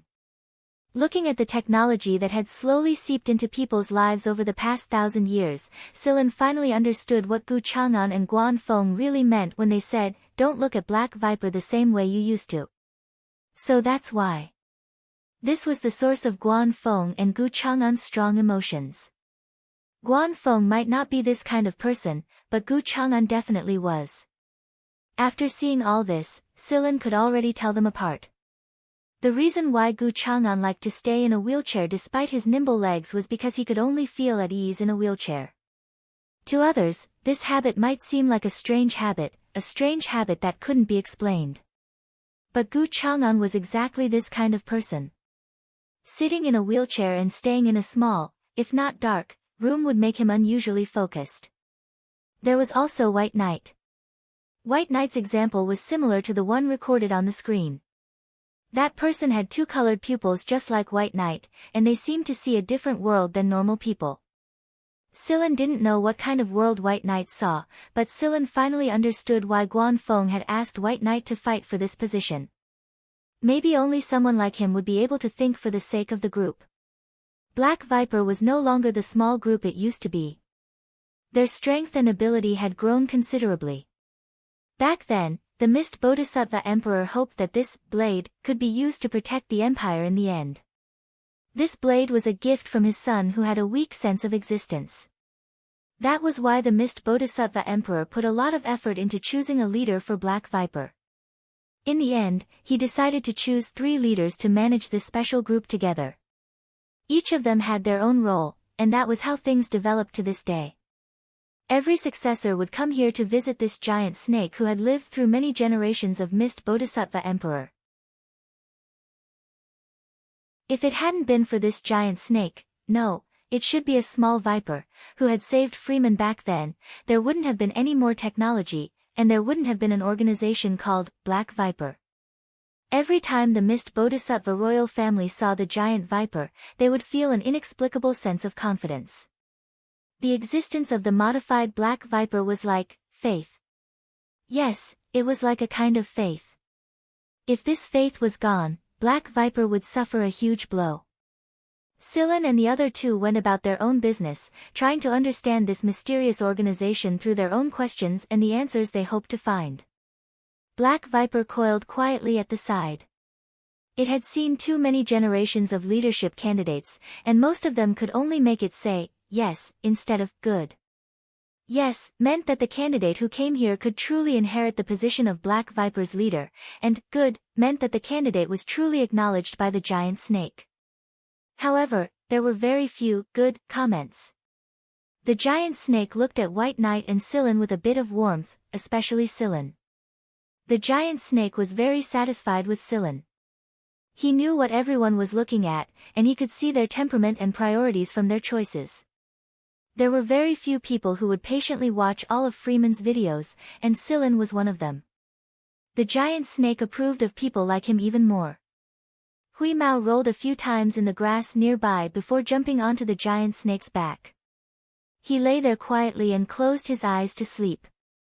"You're a good master," the giant snake said. Hui Mao's ears flicked. "He's not my master, and I'm not a pet." "Good, you're not a pet," the giant snake said with a smile. "However, Silen is indeed a good person. No, let me tell you, this kid was very cunning back then. He made me sign an unfair contract." "Back then?" Hui Mao angrily told the giant snake about how Silen tricked him into signing an unfair contract and debt agreement. The giant snake listened quietly, and its eyes that were as cold as the abyss gradually warmed up. The gray cat grew tired of talking, so it jumped to the side of the pond and drank some water. When it saw that Silen was still standing there, it ran to the light barrier where Silen was and urinated in passing. After he was done, Hui Mao twitched his nose and chuckled. He ran to the giant snake's nose and continued to criticize Silen's misdeeds. There was wind here, and the wind was warm, giving people an inexplicable sense of tranquility and warmth. The giant snake liked to stay here. Even when there was no sunlight, it was still warm. It was the same warmth he had felt back then. Finally, the time was up. The light shield faded, and Silen and the other two recovered from that state.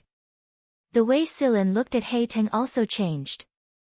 However, a familiar stench soon attracted Silen's attention. Even a cyborg cat's urine smelled. "Who?" Silen gritted his teeth.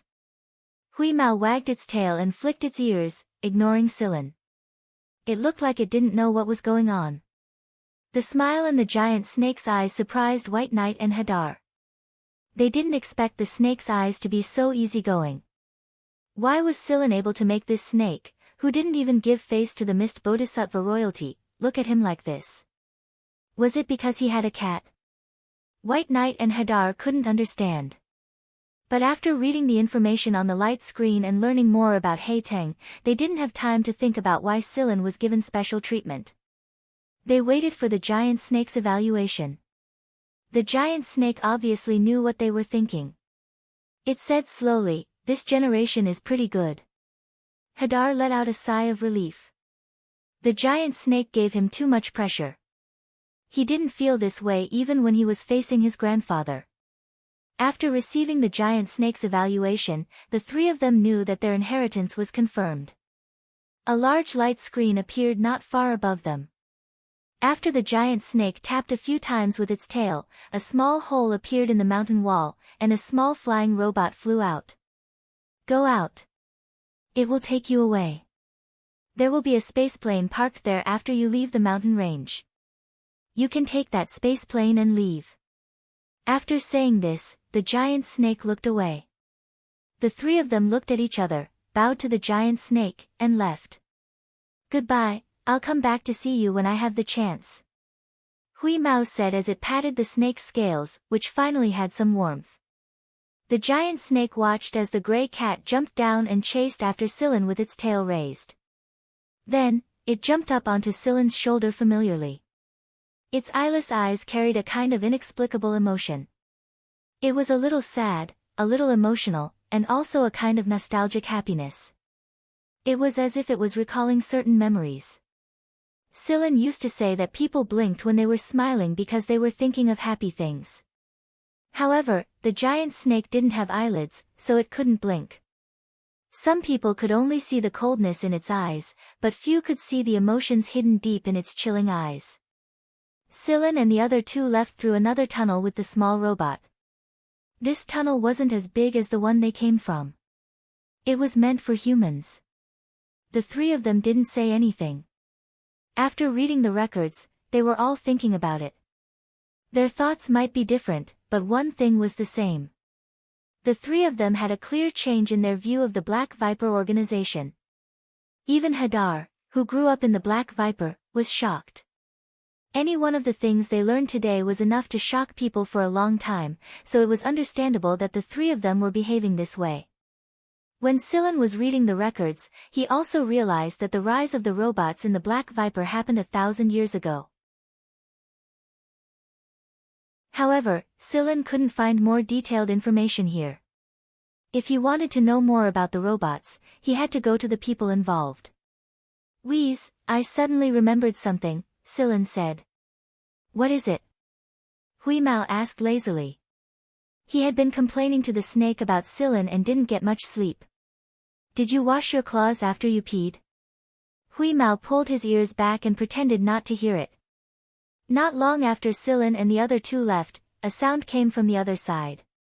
It was the sound of the giant snake. However, this sound was different from the hissing of ordinary snakes.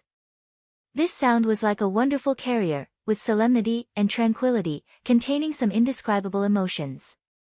After hearing it, people would be moved, and their consciousness would recall many things that had left a deep impression in their memories of the past. The giant snake raised its head and let out a cry, then went to the hut above the pool. The modified viper had changed a lot over time. It could speak, but the person it wanted to speak to was long gone. There was a person inside the wooden house. This person was quietly lying there, as if he was in a deep sleep, but his face was still clear.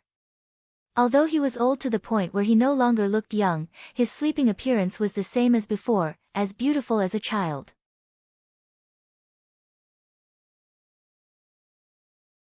Chapter 290. The little robot took Silen and the others out of the mountain range and flew back.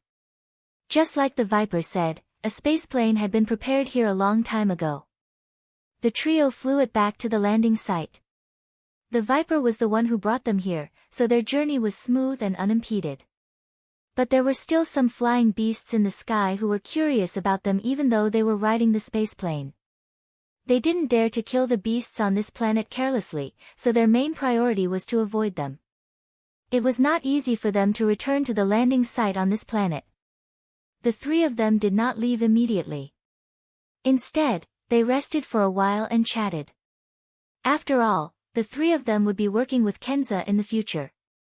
Even though the three of them were in charge of different departments, they were still in charge of the Black Viper organization. Silen and Hadar weren't people like White Knight, so neither Silen nor Hadar would interfere with the management of people like him. Silen was an academic major, so he was involved in a lot of things. But if Silen took over, what would happen to the Royal Academy of Sciences? Was he going to hang a sign on both sides like Guan Feng? Silen didn't know why they trusted him so much. Was it just because of Guan Feng's recommendation and the Viper's approval? If they found a way to return to the League of Stars, Silen would definitely go back. What should they do then? After learning that the Viper had agreed to take over the throne, Kensar was a lot more easygoing than the Viper's successor. From Kensar, Silen learned that the Viper's opinion greatly influenced the choice between the royal family and the current leader of Black Viper. The reason the Viper was able to survive until now was because it was very intelligent, and the more intelligent an animal was, the more trustworthy its instincts were. At the very least, there hadn't been any problems with the leader of Black Viper until now. For the past 1,000 years, Black Viper had maintained its mystique as the #1 dark power. Plus, Silen's new position was a pretty important one in Black Viper, but there were 3 leaders in Black Viper at the end of the day. Even if something were to happen to one of the leaders, the other 2 leaders could take care of it as long as the imperial family didn't interfere. Not to mention that Black Viper was backed by the Mist Bodhisattva royal family. After a short break, Kensar dealt with some matters here and applied to leave. That's right, even the future Mist Bodhisattva Emperor and the 3 titans of Black Viper were here. After getting permission to leave, the pilot allowed them to board the aircraft. However, before they left, a flying robot flew over. This flying robot was similar to the one that guided Silen and the others out of the mountains, but it was bigger. This is a gift from the Black Viper King. The flying robot said as it took out a plate. There were 4 sets of clothes on the plate. They were clothes made from the molted skin of the snake. Due to the Black Viper's unique characteristics and its monstrous age, its molted skin was highly resistant to radiation, acid, alkali, cold and heat. It could even be used as a bulletproof vest, and it was also very beneficial to the human body. It was an extremely rare treasure. The snakeskin had been suppressed and processed, so it was very thin to the touch. But even Scylla couldn't tear this snakeskin clothing easily. The 4 sets of clothes were given to Scylla and the others. Every piece of snakeskin was tailor-made and perfectly suited for them. Kensar felt flattered. He hadn't received such good treatment when he came here before. It was already good enough that the robot was giving him face and talking to him, but he was making snakeskin clothes for him. Dream on. Forget Kensar, not even the royal family members who came here before were treated like this. But today, Kensar didn't think that it was because of him, or he would have received one the last time he came here. It seemed that the Black Viper King was very satisfied with this generation's successor. The 4 of them knew the value of the snakeskin clothes in their hands, so they carefully put them away. When they were about to thank him, the flying robot took out a leather ball and a few pieces of special-looking scales. What was more surprising was that these things were for Huimao. Huimao had only mentioned it casually on the way to the mountains. He didn't expect the Black Viper to really make a leather ball out of its own snakeskin. Huimao played with it for a while and thought it was pretty good. As for the scales, they were very heavy. Huimao scratched them with his claws and took a few bites. He nodded in satisfaction. Very good, thank you, Big Viper. Huimao lifted the leather ball with his tail and handed the scales to Scylla. Scylla and the others' eyes twitched. What are these scales for? Kensar asked Huimao. To sharpen my teeth and claws, Huimao said matter-of-factly. The 4 of them, how extravagant. What cat would sharpen its claws with the scales of a 1,000-year-old viper? After thanking them, the flying robot did not say anything else. The Black Viper had no intention of communicating via video, so the 4 of them didn't force themselves. After saying a few words to the flying robot, the 4 of them stepped into the spacecraft and left. When the spaceplane flew into space, Celine and the others could see the figure of the Viper on the mountain range. They could see the big guy with their naked eyes. They didn't see it on their way here, so it must have stayed in the mountain range at that time. The Black Viper watched from outside the mountains as the spacecraft left, then went back into the mountains. Everything on the planet returned to its original state. Ordinary beasts would piss their pants at the smell of a 1,000-year-old viper, so every time the Black Viper came out, it would cause a commotion. After the Black Viper returned to the mountains, the other animals at the top of the food chain would come out again to show off. The 4 of them felt a lot more relaxed after changing to the spacecraft. After all, there was always a serious and oppressive feeling in the specially made spacecraft. Kensar and Hadar didn't say anything. They were a lot more relaxed after the change and started chatting about the current affairs of the Empire. Now that Huimao had a toy, it didn't stay with Scylla and the others. It was happily playing with a ball. The balls he bought in the past couldn't even take a few swipes from the gray cat before they were decommissioned, but this snakeskin ball was a lot better. The gray cat had a lot of fun during the voyage, and if the broken instruments were excluded, the return trip could be considered a smooth one. Kensar looked at Huimao, who was rolling around with the ball on the ground. He couldn't help but admire Guanfeng and Gu Chang'an. No wonder they treated the cat differently. They were using it to please the Black Viper. If it weren't for the cat, he probably wouldn't have the snakeskin suit he was wearing. Although he was the prince of a solar system empire, Kensar wouldn't dare use the skin of a 1,000-year-old snake to make a suit even if he were to ascend to the throne. Guanfeng and the others were informed of the results by the time they returned to the testing planet, so they gathered some of the important figures in Black Viper for a meeting. To Scylla's disappointment, Shikai had to leave due to an emergency. Other than a few Black Viper executives who couldn't make it to the meeting due to special reasons, everyone else gathered in the meeting room to announce the succession of Scylla's trio. Kensar was one of the people present, and he was the witness to the succession of Scylla's trio. Since the 3 heads of Black Viper were in charge of different areas, the time of their succession would be different as well. After the meeting, the 3 successors would have a private meeting with their original leaders. Scylla would have a more detailed discussion with Guanfeng after the meeting, and Guanfeng would explain some of the things he needed to pay attention to in private to Scylla. Everyone, including Kirsty Lang, looked envious when they learned that all four of them had been given a snakeskin suit. No matter how advanced the technology was, it was impossible to make the skin of a 1,000-year-old snake exactly the same. Moreover, the black viper's skin was different every time it shed its skin. This snake was constantly evolving and mutating, and no one knew what it would become in the end. However, there was one thing that everyone agreed on: the skin of this special 1,000-year-old viper was definitely good stuff. The most unique and enviable thing in the meeting room was the gray cat. It was fiddling with the rubber ball as if no one was around, and there were a couple of times when the rubber ball jumped onto the meeting table, but no one went back to scold it. In fact, everyone was looking forward to the rubber ball jumping in front of them so that they would have the chance to touch this special rubber ball in broad daylight. Those who knew the ropes could see that the snakeskin Huemao's ball was even better than the clothes Silin and the others were wearing. Forget the Black Viper members, even Kensar missed the feeling of the ball a lot. He had the chance to touch it on the spaceplane, and it felt so fucking good. Only Silin, who understood some of Huemao's vile nature, knew that the cat was toying with them. With this cat's ability, how could it not control the direction of the ball? Bullshit.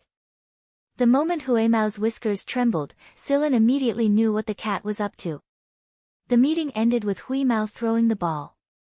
Silin and Guan Feng would leave together after the meeting was over, and White Knight would stay behind to accompany Gu Chang'an. AF1's file on White Knight would also be wiped clean. Oh right, what will happen to Nikki and the others, Coach Guan? Silin asked. There was no way he would believe that Guan Feng would let them go so easily. He would either wipe their memories completely or force them to join Black Viper. Guan Feng smiled innocently. Their files will be wiped clean as well. In other words, they would be dragged into Black Viper. But that didn't matter. Silin suspected that Guan Feng had planned this from the start. They didn't join any other force or organization, so they were dragged into Black Viper one step at a time. The gray cat had been lured over by Gu Chang'an's bag of dried fish.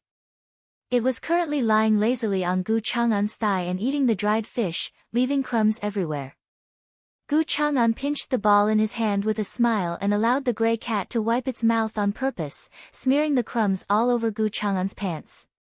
The old man and cat duo caused the faces of the Black Viper members and Xiao Su, who was pushing the wheelchair, to twitch. Let's go, glutton. Silin called out to Huimao from next to a spaceplane. All right. The gray cat stuffed the rest of the dried fish into its mouth and flicked the rubber ball in Gu Chang'an's hand away with a sweep of its tail. Every time the rubber ball was about to hit the ground, the gray cat would jump up and sweep its tail to send the rubber ball flying to its calculated destination. When Huimao finally stopped in front of Silin, he caught the ball with his tail and walked into the spaceplane with his chin raised. After bidding farewell to the people waiting outside the spaceplane, Silin and Guan Feng left and flew back to the capital region. Unlike when he came here, Silin now had another identity. It might not be a secret identity, but it allowed him to take care of some problems without the Gen family's help. Moreover, Silin was also able to access some deeper information. He had been away for a long time, and it was time for a new semester exam. However, Silin wasn't afraid. Silin had learned all of the courses he was going to take, and Guan Feng had even given him a private lesson. Therefore, he was confident that he could pass both the exams and the semester exam. After returning to AF1, Silin had to prepare for a couple of exams. Huimao was bored anyway, so he went to look for the animals of AF1. However, a commotion broke out in the area, especially the semi-bo na. He was knocked out cold by Huimao's ball. It wasn't because Huimao threw the ball with too much force, but because the ball carried a natural suppressive aura that caused Bo Na to flinch and faint. At first, he was going to look for a human, no, an animal to play with, but not a single animal dared to touch the ball at all. Humans might not be able to feel it, but animals could deeply feel the fear of standing in front of a gigantic object and not being able to struggle free. It was just a ball, but it was enough to cause a lot of animals in AF1, especially reptiles. The culprit, Hui Mao, regretfully took the ball and looked for someone to play with after causing a commotion. Animals couldn't do it, so he went looking for a human. There were a lot of genius children in AF1, but Hui Mao only knew a few of them.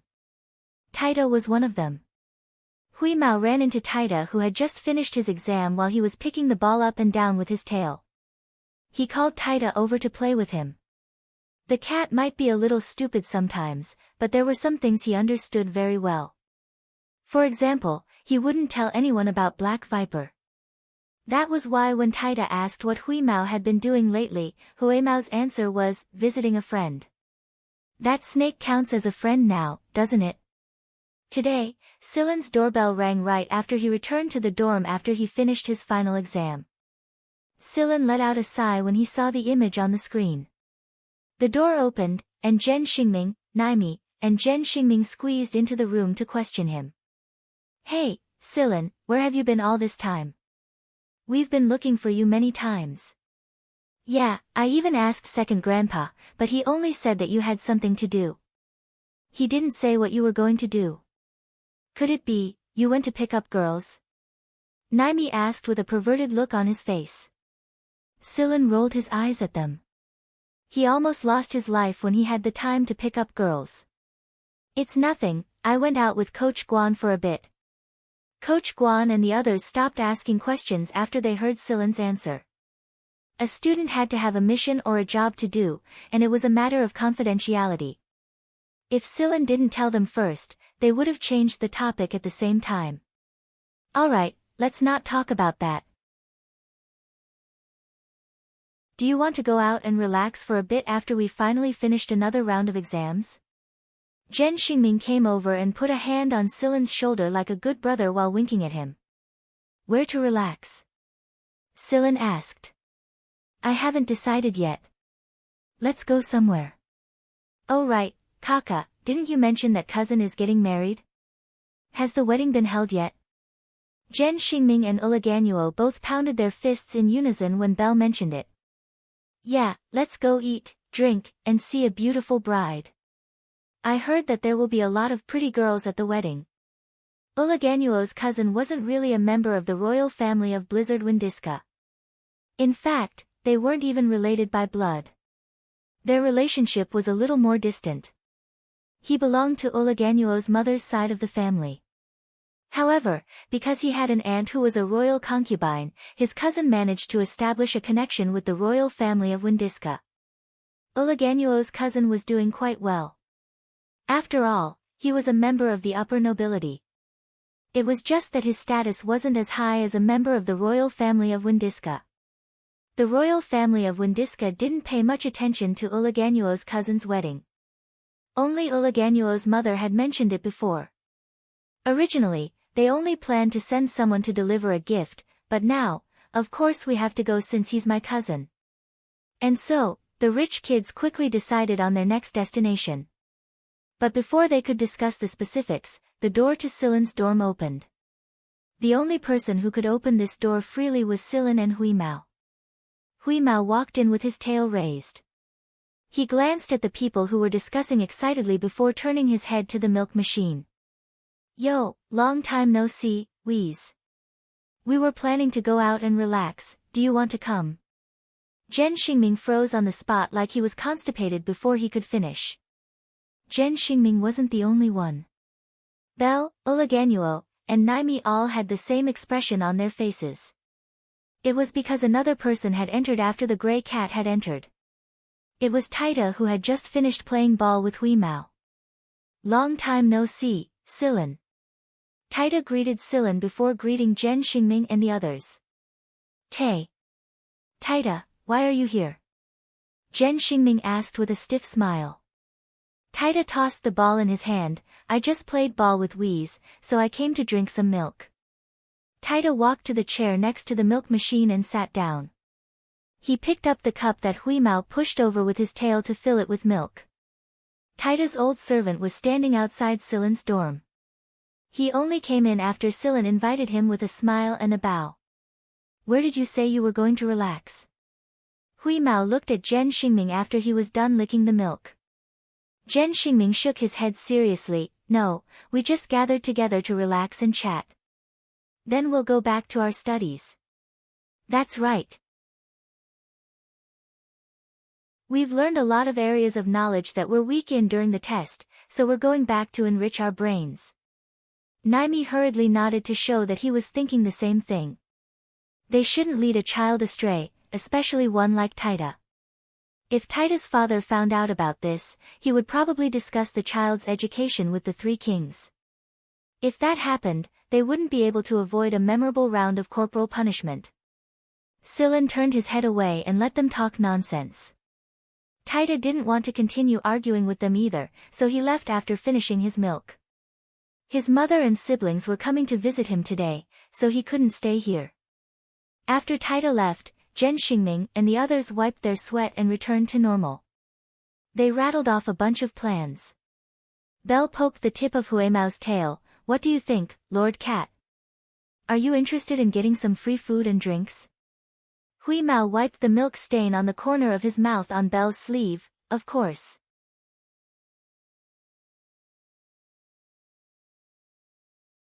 Chapter 291. Silan did not leave immediately. Even though Huimao refused to budge and even threatened to go on a hunger strike, Silan did not change his mind. That was because after this large-scale test, Silan still had an elective course to attend. The instructor for this course was a well-respected old professor. He was quite good at academics, unlike some academicians in the Royal Academy of Sciences who wore academic hats and fought with politicians all day long. Of course, the reason why Silan chose to attend this old professor's course was not entirely because of his character. More importantly, it was because of the content that the old professor taught. The course this time was about audio interference and signal assimilation. Many students were not interested in this aspect, so there were not many who chose this course. The class was also a small one. A true teacher would do his best even if there was only one student sitting in class. This old teacher was such a person. Although there were only a dozen or so people in the class, the old teacher was still as passionate as ever, and the content of the class was very beneficial to Silan. The processed audio signal could affect other signals within a certain range. In class, the old tutor did an experiment.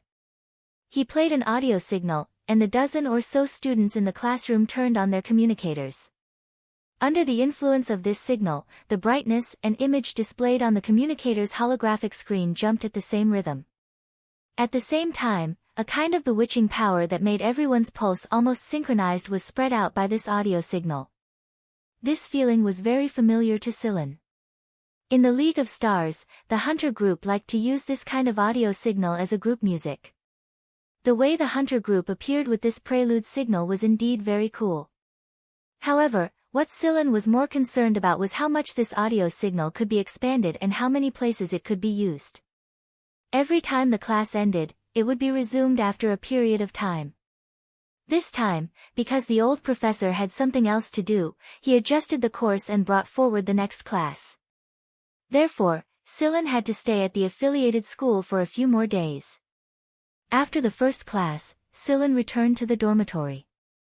As soon as he entered the door, he saw Huimao lying on the ground, moaning and groaning. It looked like it was about to collapse from diarrhea.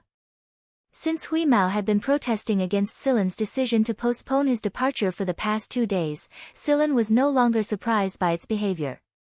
Hunger strike? Silan shot it a glance before walking past the gray cat that was pretending to be weak on the ground while holding the electronic notebook that contained his lecture notes. I told you many times to lick the crumbs off the side of your mouth after you're done stealing food. Besides, although I'm not a feline, I have a good sense of smell. I can smell the fishy smell from far away when you yawn. Huimao. Humph. He stopped pretending. Huimao crawled up from the ground and scratched Silan's pant leg, turning Silan's pant leg into a noodle shape. Also, Silan poked Huimao's round head, who was scratching his trouser leg. Don't think I don't know what's going on with the screen flashing like it was having a spasm today. Huimao pulled its ears back and didn't reply. It was just venting a little. Who told the teaching device to be so useless? How many more days do you need? Ever since Zhen Xingming and the others left, Huimao often made long-distance video calls with them. Zhen Xingming and the others had been enjoying themselves outside every day and showing off in front of Huimao, which made Huimao so angry that it went to bite the scale that the black adder had gifted it to grind its teeth. Who knew if the black adder would regret it when it saw that the scale it gifted to Huimao was used to vent its anger. 5 more days. The next class has been brought forward. 5 days. Huimao continued to pretend to be weak on the ground. It was too much of a blow to the cat. It had been so bored lately that it had a toothache. It swore on the few fish biscuits it had in stock that it didn't bite the scale. Then what are we going to do in the next 5 days? Huimao rolled around on the ground. The affiliated school was so boring. It seemed like everyone and every animal was busy. If there were no classes, then there were missions. People like Zhen Xingming and the others who had neither classes nor missions would just go out and enjoy themselves. Silen paused for a moment before saying, "Then let's go back to the Zhen family and take a look. I wonder if that little pet of yours is still throwing a tantrum." Silen didn't go back to the Zhen family last time because time was too tight. He only video called Zhenya for a bit. As for Huimao's pet sea beast, it had grown up again. Zhenya's yard was too small, so he put it directly into the artificial sea. Only the Fuji royal Zhen family, with their background and financial power, could easily build an artificial sea. Zhenya built a small yard next to the artificial sea and watched the sea beast play with the fish inside it every day. However, the sea beast seemed to be throwing a tantrum because Silen and Huimao didn't visit it.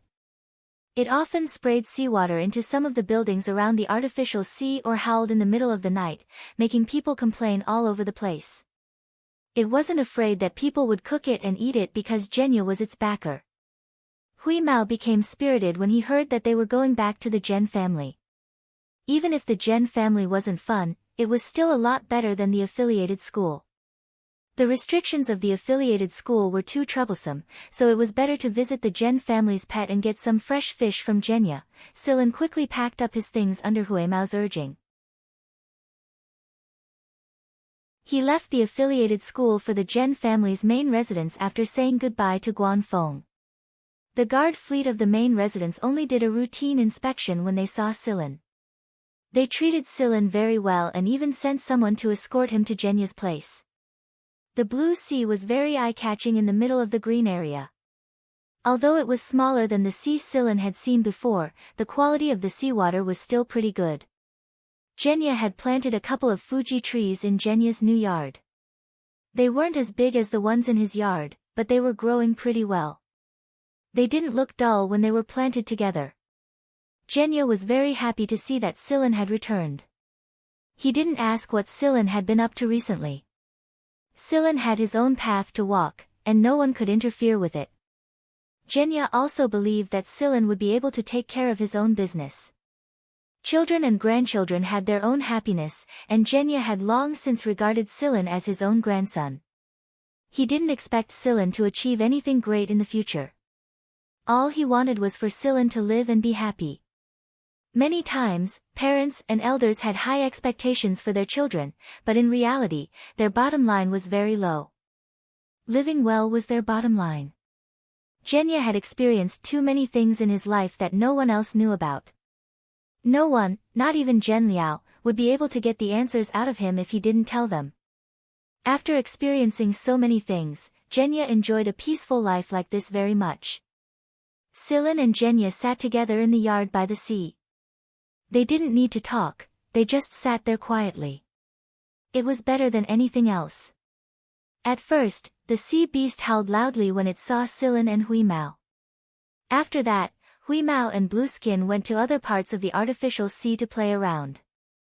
Even if the sea beast didn't grow under natural conditions, it might have been influenced by spending too much time with Huimao when it was born. To borrow Belle's mother's words, the sea beast had grown crooked. As it turned out, Belle's stubbornness was contagious. When Silen saw the sea beast pretending to be a seal and swinging its tail to catch the fish the gray cat threw at it to eat, he suddenly remembered the saying, "Do not wash one's dirty linen in public." It was fortunate that they were in this place. If they were somewhere else, especially those planets that were rich in sea beasts, they would laugh their heads off. "Oh right, you said you're going to attend Uliganuo's cousin's wedding?" Genya asked. "Not really. Jen Xingming and the others dragged me there to have some fun. Uliganuo even gave me his entry pass." Silen took out the entry pass and showed it to Genya. The bride and groom weren't the only ones who handed out entry passes in the upper nobility circle. Most of the people behind the bride and groom were the ones who gave out entry passes. No matter what, profit was always the priority. Many of the guests invited by the elders were people the bride and groom hadn't even met before. They were only introduced to each other by the elders, and then everyone would greet them with a smile like they were old friends. That was why when Uliganuo asked for the entry pass and invitation from the organizer, they were overjoyed. They wanted nothing more than to stuff everything into Uliganuo's hands. After all, as a prince, the people he knew and the people he socialized with weren't just ordinary people. Genya looked at the name and words on the card and smiled. "Oh, the bride is from the Gleason family." The Gleason family had a lot of influence in the military. In fact, they were no weaker than Taita and the Yurong family. Both the Gleason family and the Yurong family were big shots in the military. The Gleason family, Genya told Silen about the Gleason family, but that was all in the past. Genya knew a little about the current situation, but it wasn't very detailed. Still, judging from the past, the Gleason family wasn't too bad. They were very strict with their children's education, unlike the other nobles who raised a bunch of good-for-nobles. You can go take a look and give them a gift. The Gen family will send someone there too, but it won't be a core member. After all, the bride with the Gleason surname wasn't a core member of the Gleason family. If she really was a core member of the Gleason family, the old General Gleason would have sent an invitation directly to the Three Kings. Although the Three Kings didn't go, 3 princes did sneak over. As for the word sneak that Jen Xingming emphasized, it was probably more like taking off one's pants and farting. All 3 of them were familiar faces among the upper nobles, and they could guess the origins of the other 2 as soon as they recognized one of them. It wasn't hard to imagine how much they were enjoying themselves right now. Master Second Grandpa. Hui Mao climbed ashore and shook off the water. Then, he ran over and jumped onto Genya's lap so that he could wipe his fur. "How much fish did you eat?" "Don't kill all the fish in here," Genya said with a smile as he wiped Hui Mao's fur. "I didn't eat much. It was all blue skin." Silen looked at the frequency at which Hui Mao's whiskers were trembling and knew that the guy was definitely lying. When this guy lied, his ears would subconsciously move to the sides, back, or lower. His whiskers would also tremble at a specific frequency. Blue skin was the scapegoat. Hearing that Genya wanted Silen to go out and make more friends, Hui Mao pointed his paw at Silen. "Look, even Master Second Grandpa said that, but you're still stubborn." Silen raised an eyebrow and grabbed the fur on the back of Hui Mao's neck as he walked towards the other side of the sea. In a parabola, plop. When Hui Mao climbed ashore again, he purposely rolled around on the sand and rubbed against Silen's clothes, covering Silen's body with sand and seawater. Genya was amused watching from the side. 5 days later, after Silen had returned to the affiliated school to attend that elective course, the gray cat immediately bit his trousers and dragged him out of the house. This fellow couldn't hold back at home, and the moment it was bored, it would look for something to do. And the thing that the gray cat looked for was to eat. It ate everything, mechanical, organic, everything. Raising such a cyborg cat with such a wide diet was seriously torturous. Hunger strike was bullshit after all. After packing up his things and grabbing Genya's gift, Silen jumped onto the spaceplane he borrowed from Guanfeng with Hui Mao under his arm and flew towards the star map coordinates Jen Xingming had given him. The destination planet had been decorated very well because of this wedding. Although the 2 parties involved in this wedding didn't mean much to the 3 kings, it was still quite famous among the upper-class nobles. When they discovered that all 3 princes were attending the wedding, those who weren't planning to send their children to the wedding immediately called their children over to interact with the 3 princes and the other upper-class nobles. Even if it was just to make them familiar with each other, it would still be good. From space, the entire planet was decorated. Some of the big heart-shaped patterns were visible to the naked eye. It was obvious that a lot of effort had gone into these decorations. The planet wasn't big, but it was beautiful and full of flowers. Unlike the little garden planet Scylla saw in the League of Stars, this planet had a longer history. It was a private scenic planet owned by Uliganuo's cousin's family. Most of the ships that came to the wedding were family fleets, and all of them had their family emblems printed on their starships. It was as if they were afraid that no one would know who they belonged to. Compared to these fleets, Scylla's tiny spaceship seemed insignificant. There were a few large spaceships next to them that weren't starships, but they were still large spaceships with gorgeous appearances. When the people on those spaceships saw Scylla's tiny spaceship without any emblems, they all sneered. Are they here to attend the wedding too? No way. They must be some family's errand boy. Even the spaceships used by our family's servants are bigger than this one. Our house is the same, and it looks much more luxurious, not as shabby as yours. Which family is this guy from? Some people asked each other through their communicators, but no one admitted to anything. Sigh, who would admit to something like this? It's pointless to ask. Some people felt that they had seen through the truth of the matter, and they spoke with an inscrutable tone. As soon as this statement was made, many people echoed it in agreement. Scylla and Huimao stared at each other as they listened to the communication they had stolen from the device. How could Guan Feng's proud spaceship be criticized like this? One had to know that this spaceship was the work of Guan Feng and an engineering scholar from the Royal Academy of Sciences. If Guan Feng knew about this, he would have taken his new Purgatory Thunder Snake S and shot these people to death. Guan Feng was a man like this. It was fine to criticize other people, his character, and some of his misdeeds, but you couldn't criticize his work for no reason. If you criticized them blindly and couldn't find a reason for it, Guan Feng would fly into a rage. These people really don't know what's good for them. How dare they flaunt such a trash spaceship? Huimao said disdainfully. A pause later, Huimao wagged his tail and grinned. Should we give them a greeting gift, Scylla?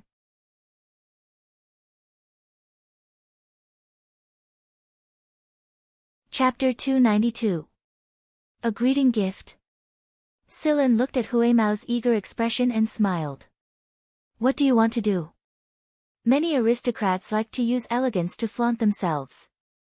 In fact, apart from their bright appearance, some people's hearts were dirtier than the public garbage dump in AF1. For example, some of the people who had spoken just now. Therefore, Scylla did not stop Huimao's revenge. On some of the starships and aircrafts that were rushing to the wedding, many people were still talking. In order to show off their influence in this circle, many people started video calling each other before they even met each other. They talked and laughed in a familiar tone. The topic quickly changed from belittling Scylla's small and shabby aircraft to the people and gifts that he had brought this time. However, as they were talking and laughing, they found that the image on the screen began to blur. Not long after, the screen became clear again, but it was not the image of the other party. Instead, it was another scene. On the vast grassland, 2 elephants were performing primitive impulsive movements. For a moment, the people on the surrounding aircrafts and starships were dead silent. Not only these people, but even Scylla, who was sitting in the aircraft, after seeing this image, his face twitched for a long time. Where did you get these films? Scylla asked as he pinched Huimao's ear. He really did not know that this cat was so wretched. It actually knew how to hide films. Huimao said proudly, I got them from King Kong. That guy is still hiding it from others. Then why didn't you bring out 2 gorillas, but 2 elephants? It's not good to let gorillas out. If King Kong knew about it, he would be shy. Shy. He even hid so many films, and they were of different species. The animals in AF-1 were not well behaved. The nobles on the starship were so angry that their faces turned blue. It was obvious that someone had hacked into their starship's network and signal receiving system, but no one had discovered it, and no alarm had sounded. According to their usual practice, they would have been furious, but after all, this place was close to the wedding venue, and everyone was paying attention to it. Therefore, they could only investigate in secret and did not dare to say anything. It would be too embarrassing to say it out loud.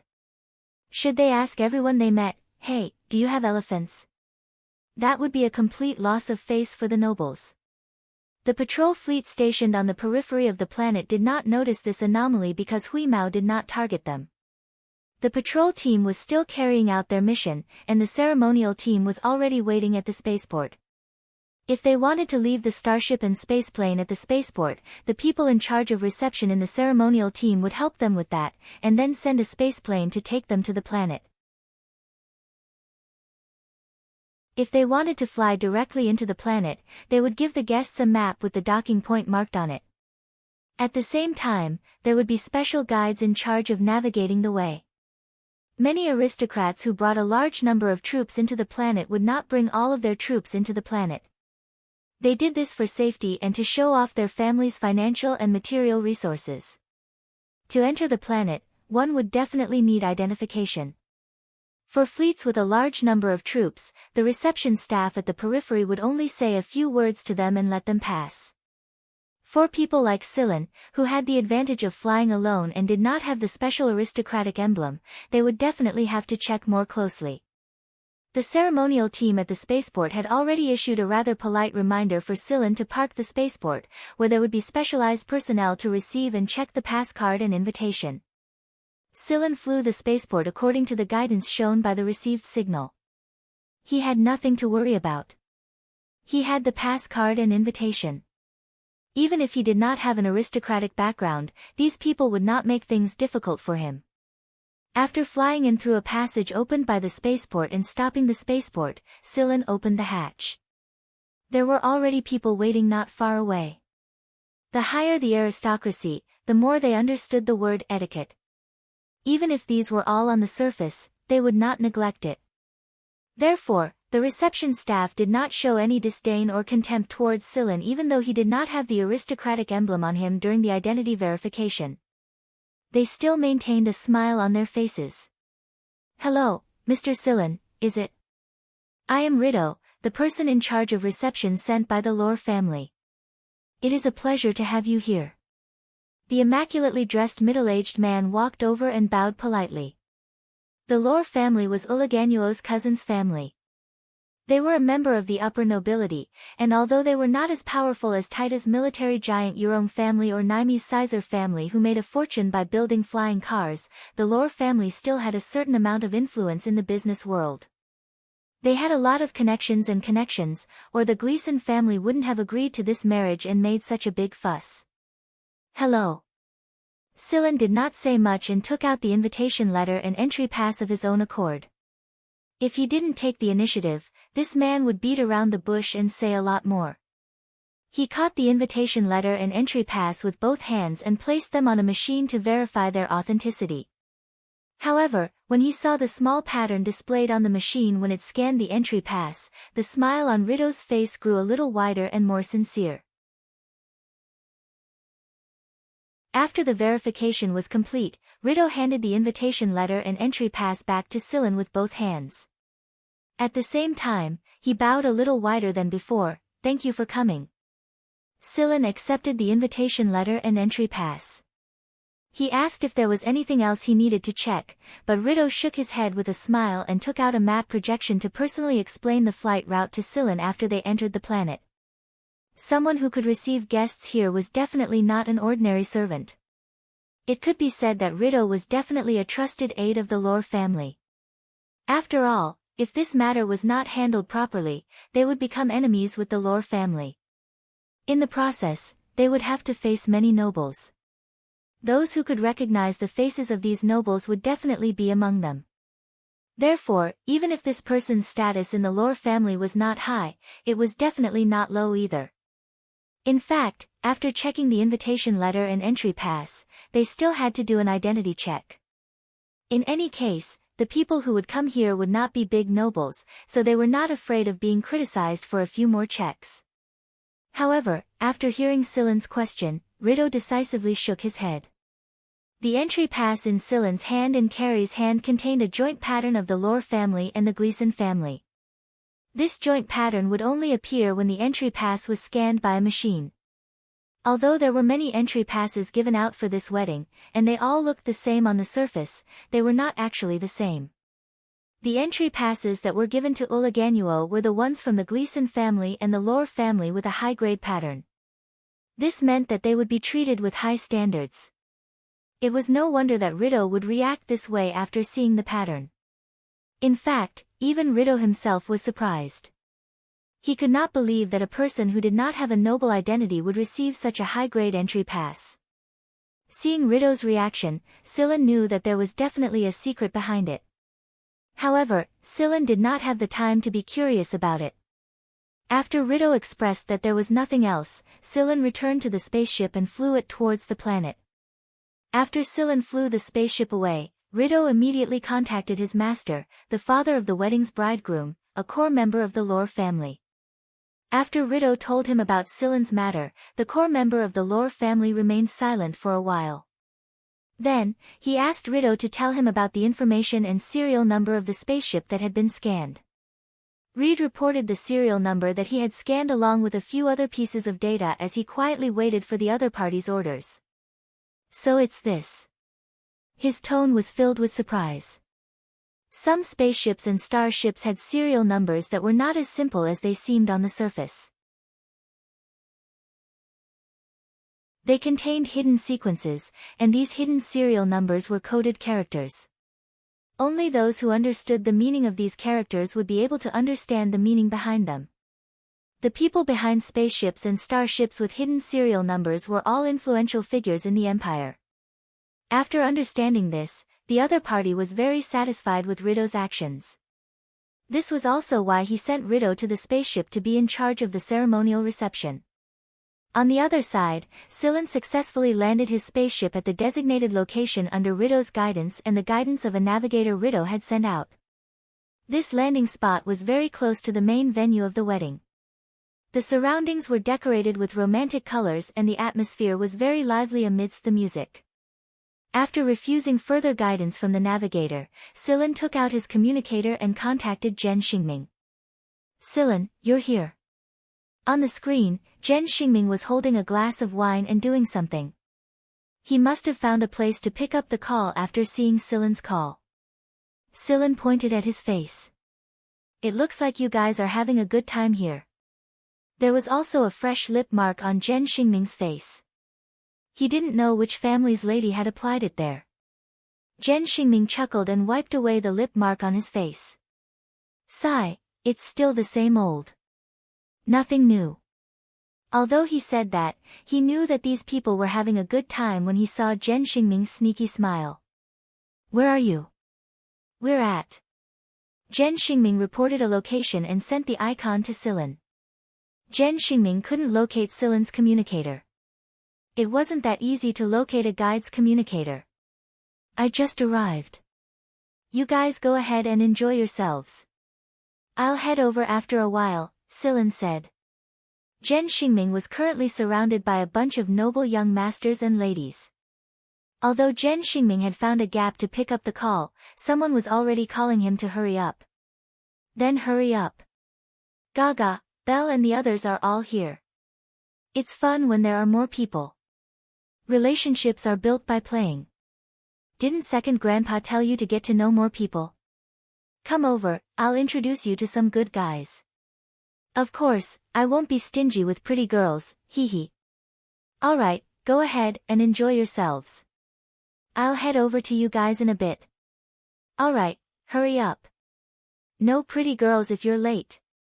Someone was urging Zhen Xingming again. Zhen Xingming didn't waste any more time talking to Silen. He ended the call after a few vulgar scolding words and went back to having fun. Silen took a look at his surroundings after ending the call.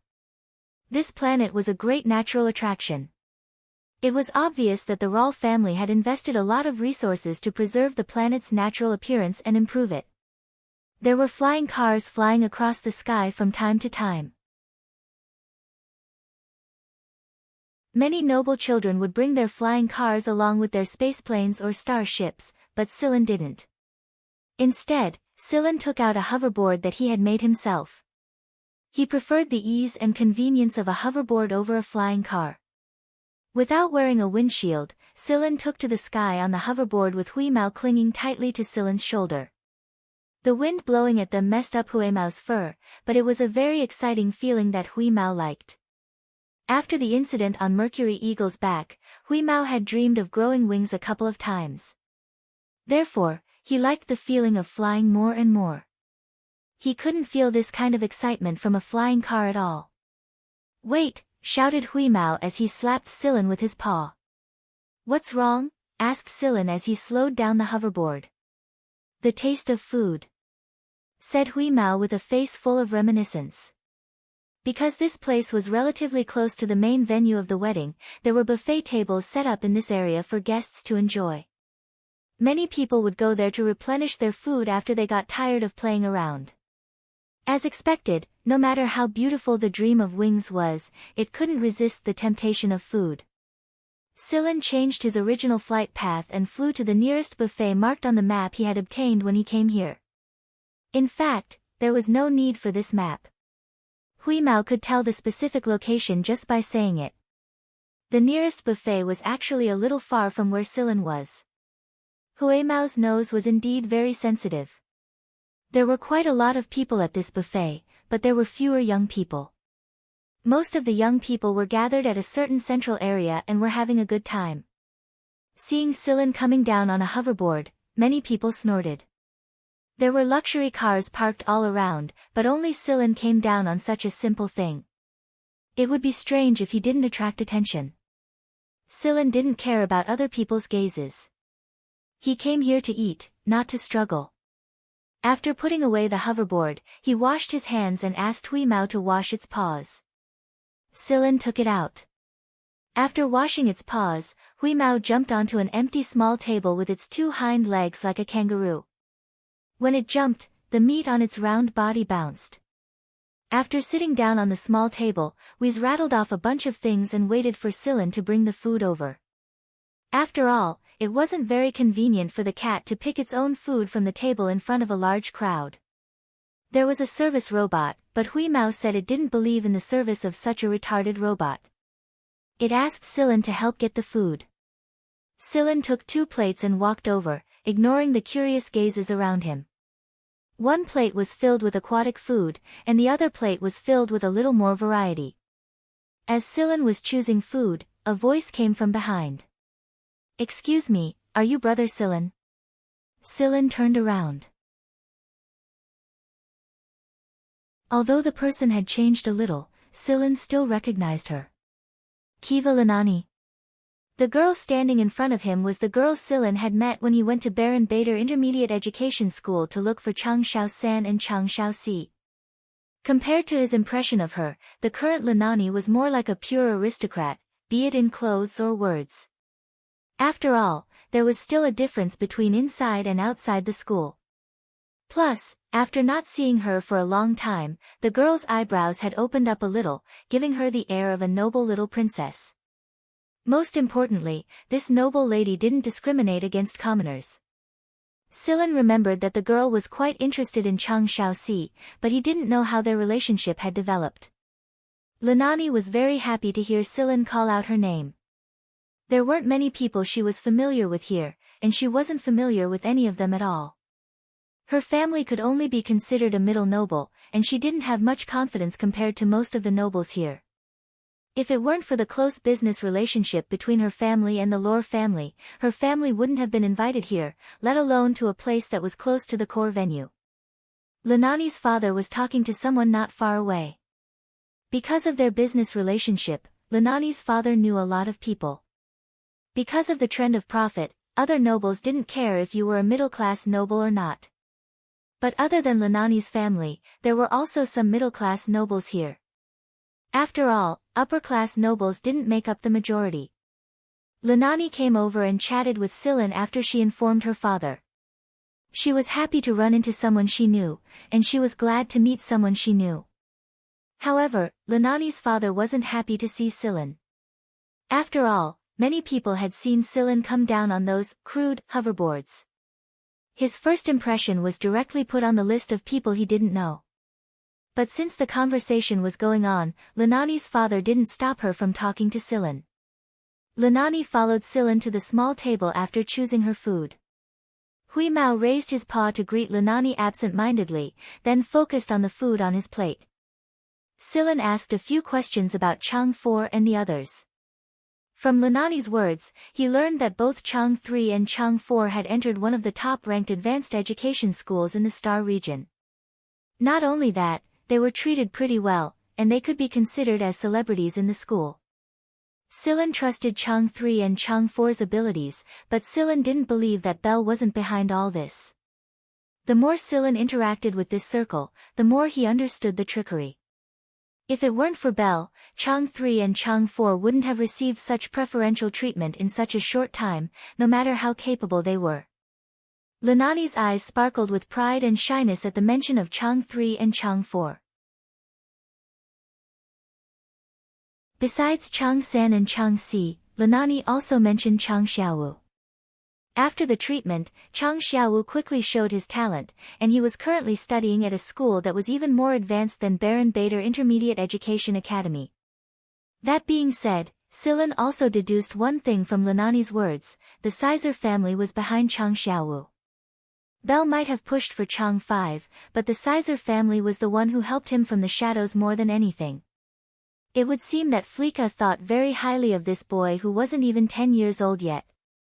Moreover, Silen was absolutely certain that Chang 5 wouldn't disappoint Fleeka. Chang Xiaowu's talent was there for all to see, and he was Weeze's favorite disciple. Ahem, he could be considered half a favorite disciple if not a whole one. Coupled with Chang 5's experiences in his early years, he knew how to seize opportunities better than anyone else. Chang Xiao-san, Chang Xiao-si, and Chang Xiaowu were doing well. The other children of the Chang family were also doing well. Lenani had visited them once. Old man Chang was getting more and more energetic, and the triplets had grown a little taller.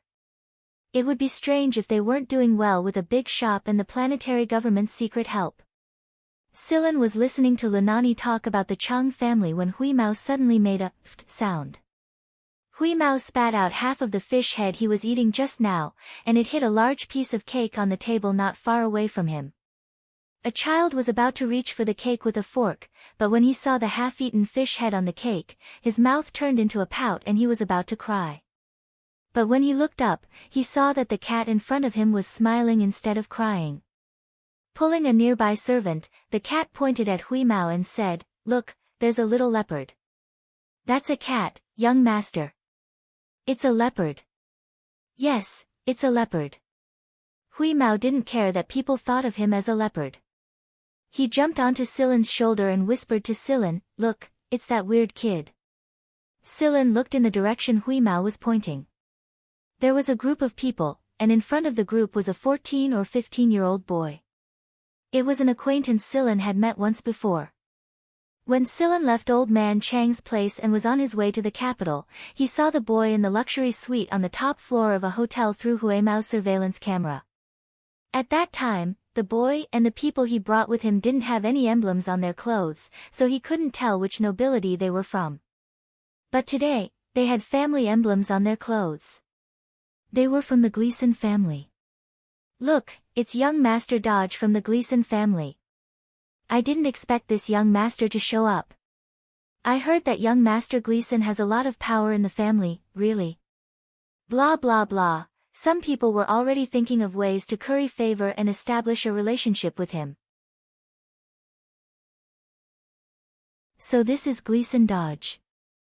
Naimi once said that every upper-class noble in the empire knew that there were two brats in the empire other than the monarch and the three kings. One of them was Yurong Taita, and the other was Gleason Dodge. Anyone who dared to touch them would be met with great misfortune. It was a lesson learned from the mistakes of the past. Silen was familiar with Taita, but he didn't think that the other brat Naimi was talking about would be this young man. If Taita received special treatment from old man Yurong due to his age and special background, and caused the other upper-class nobles to treat him differently, then why was this boy different? Both Hui Mao and Silen had a deep impression of this boy. The boy's keen intuition was able to detect Hui Mao's surveillance. Up until now, there were very few people who could detect Hui Mao's surveillance, and Gleason Dodge was just a 14 or 15-year-old child. Even in the face of an assassination attempt, he was able to act as if he didn't hear anything. Such a person was indeed frightening, but it was hard to explain why people would put him in the same position as Taita, a brat that no one dared to mess with. Gleason Dodge and a group of people walked over from the distance. Their presence was so strong that everyone who wanted to go over and greet them was forced to stop in their tracks. A mere 14 or 15-year-old had such an aura. No wonder he had a say in the Gleason family. Having a say in the family meant that he could influence the Gleason family's attitude on many things and even important decisions. Gleason Dodge, it was hard not to be impressed. Because of the arrival of this group of people, the chatter in the surroundings quieted down, and it became a lot quieter. A few children who were using their spoons to knock on their plates were also stopped by their parents. Everyone knew that the legendary two brats were not to be trifled with, so they didn't dare to provoke this young master with such a strong presence in front of them. This group of people didn't pay attention to the others, and went straight to the table with a "don't disturb me" attitude. The people who were choosing their food at the table also hurriedly left, they didn't dare to block this young master's path. Gleason Dodge, who was leading a group of people to eat something and then leave, suddenly looked towards Silen's direction as if he sensed something. Hui Mao was whispering bad things about Dodge to Silen. Seeing Dodge suddenly look over, Hui Mao didn't show any weakness, and directly looked over with his round eyes. Dodge frowned slightly. He felt something familiar, but obviously hadn't seen this pair before. If he had seen this cat before, he would never forget it. What was this sense of familiarity? Seeing his young master's expression, a guard next to him came up and asked in a low voice. Dodge shook his head and continued to eat the food that the guard in front of him had prepared for him. So sensitive. Hui Mao snorted. How many times have I told you, that's called sensitive. Same meaning. Hui Mao squatted on Silen's shoulder and wagged his tail, then said, there are 4 invisible people around. Of course, Silen also noticed, so he was even more curious about why Gleason Dodge would be treated like this, as if he was always guarding against assassinations. Huh? Assassinations? When she first saw Gleason Dodge, this guy seemed to have been assassinated. Not simple at all. Linani was just curious about the famous Gleason Dodge that people were talking about. This young man, who was only a few years older than her, had an aura that was far beyond his age. Even her father didn't give her such a feeling. Linani, like everyone else, looked at Gleason Dodge curiously. She didn't notice the conversation between Hui Mao and Silen. Of course, even if she had noticed, she wouldn't have heard the conversation between Hui Mao and Silen. Dodge and the group of people he brought ate very quickly, which was in line with the dining etiquette of the nobles. It was because of this that the people around them had a higher opinion of this young man. After the meal, Dodge left with his people. He didn't talk to the people around him, but when he left, Dodge glanced at Silen and Hui Mao again. Celine, what do you think that brat's final glance meant? Did he already know that we were the ones watching him? Hui Mao said uncertainly. This young man was too strange. He knew it the first time he met him.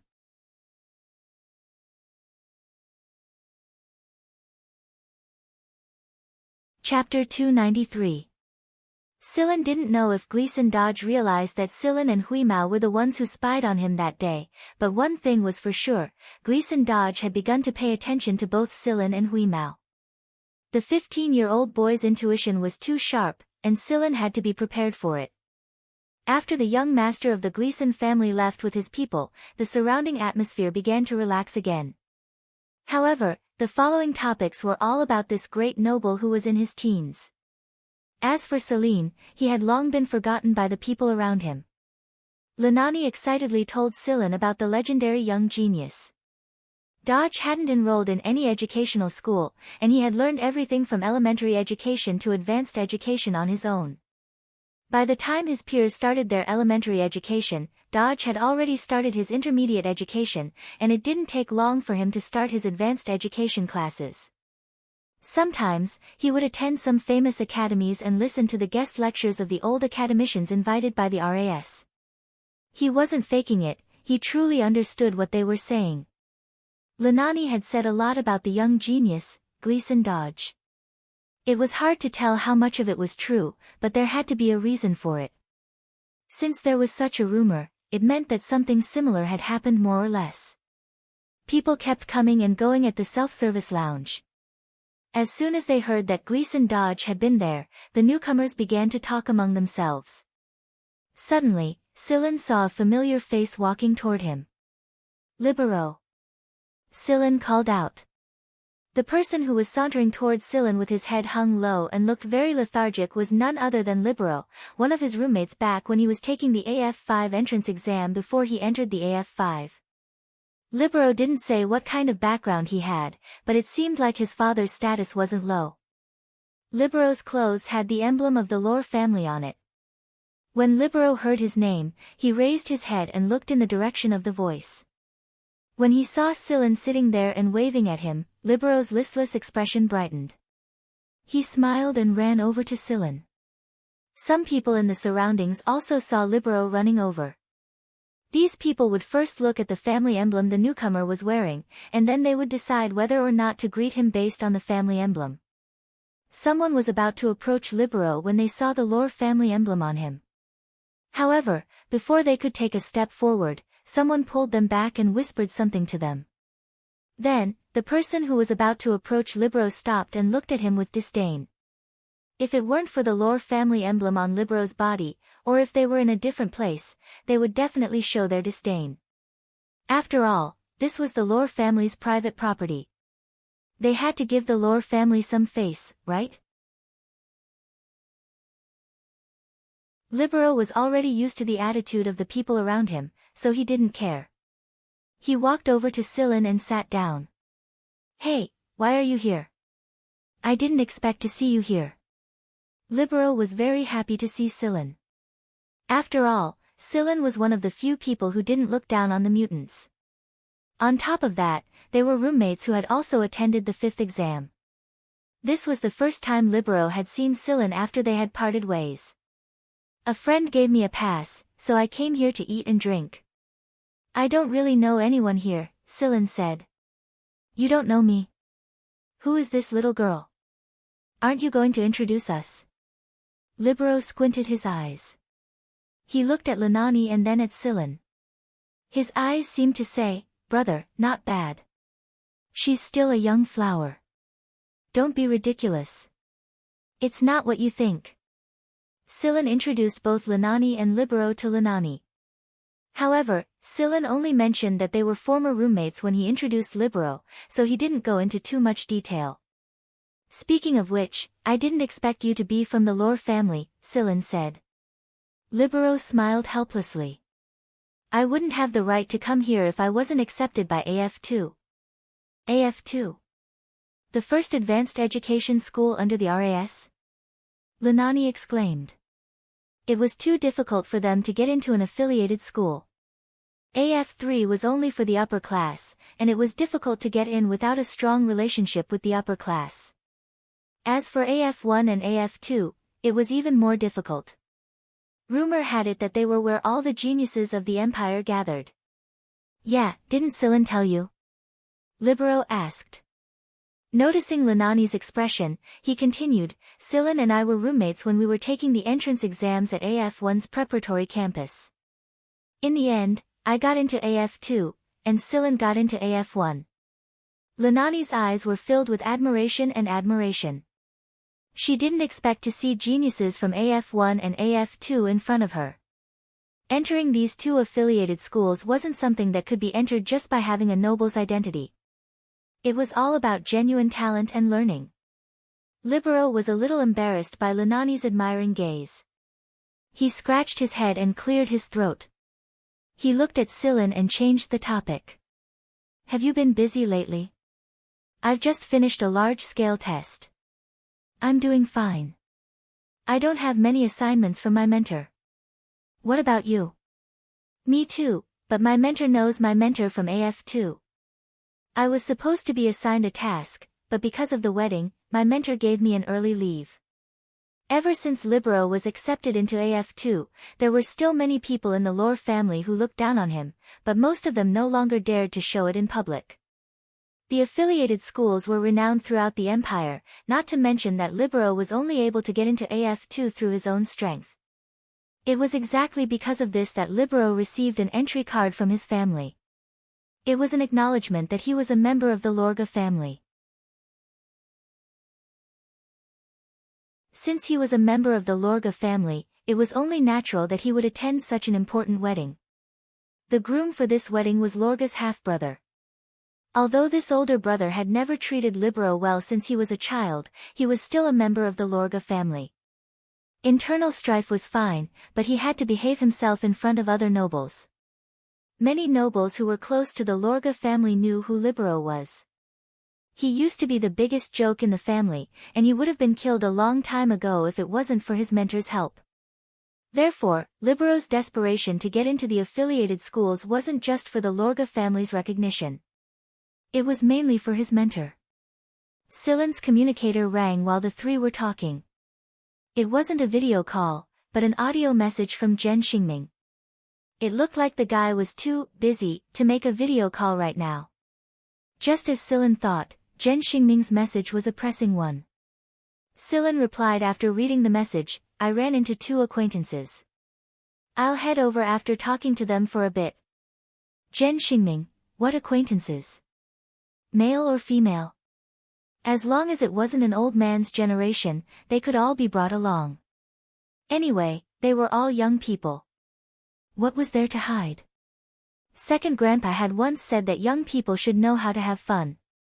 Relationships were formed through playing, right?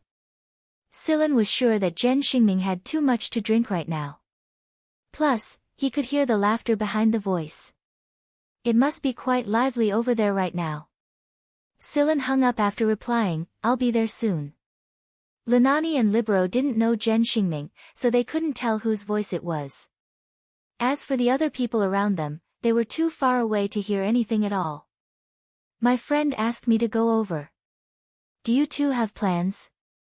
If not, let's go together, Silen said to Linani and Libero. Linani was a little afraid of strangers.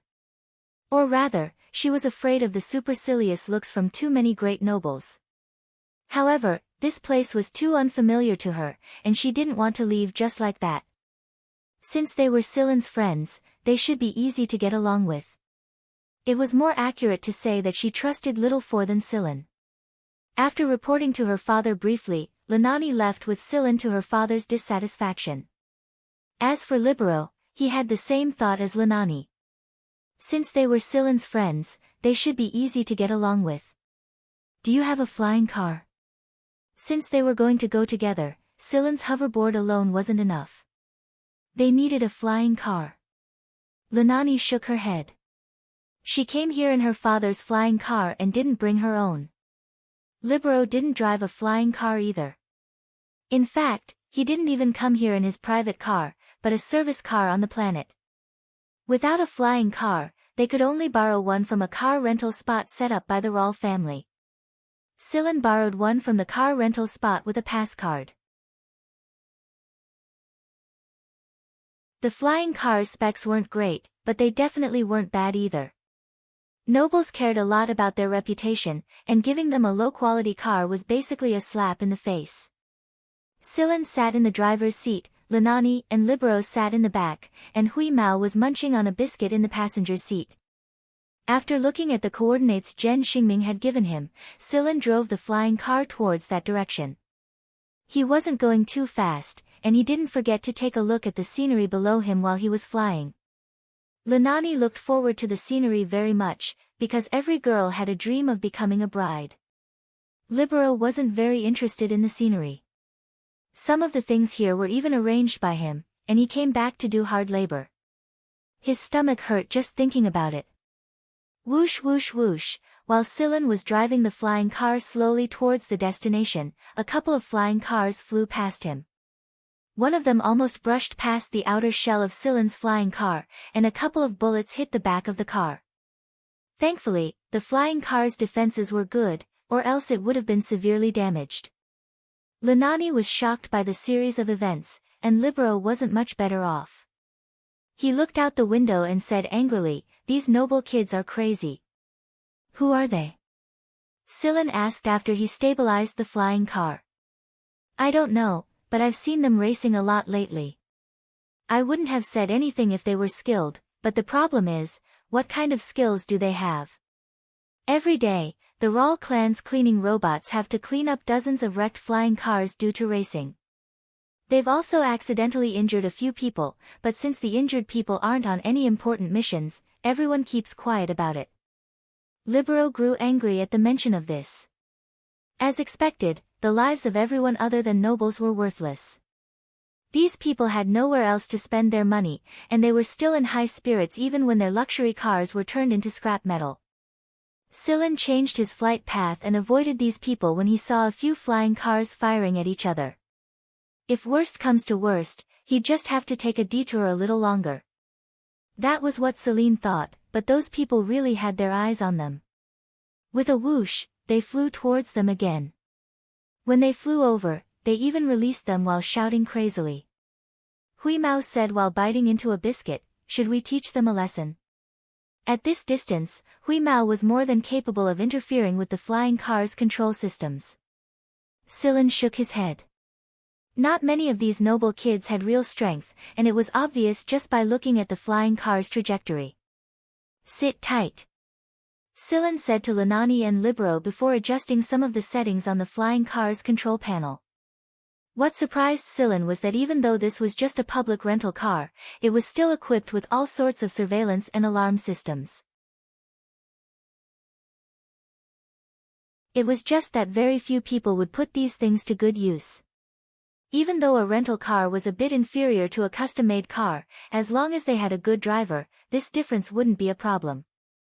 A few noble children were driving their flying cars and surrounding Silen's flying car.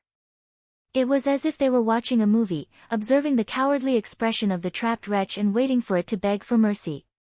But before they could act arrogantly for long, the poor bastard charged out of a gap in the encirclement as if he had been injected with chicken blood. He's rebelling. He still dares to escape. Damn! Hurry up and chase after him. They weren't afraid of people driving rental cars. This was why they were so unbridled.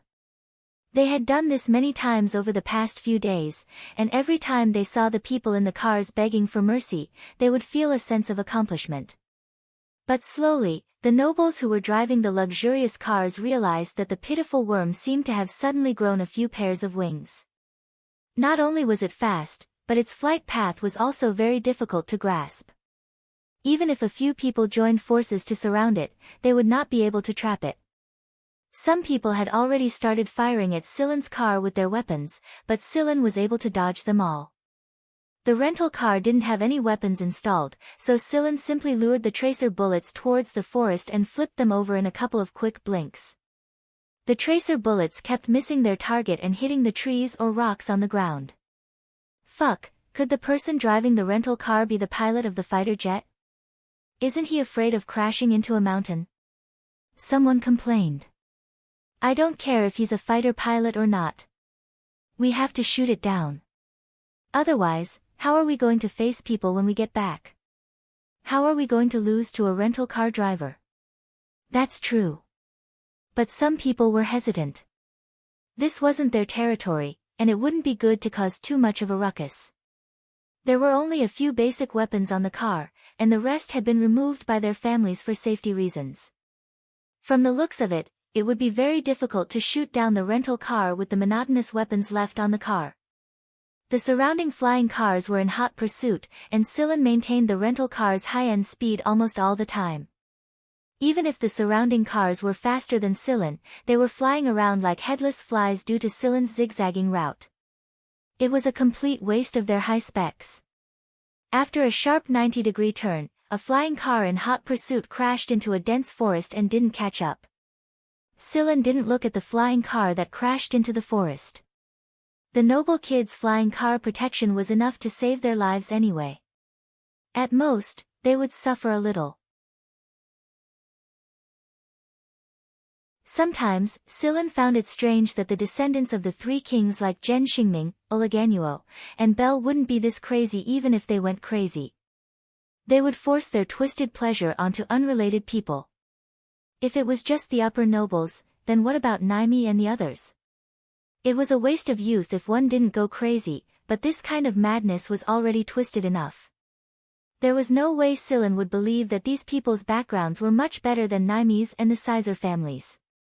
They were all nobles, and there was no way someone with a stronger background would be this twisted and insane.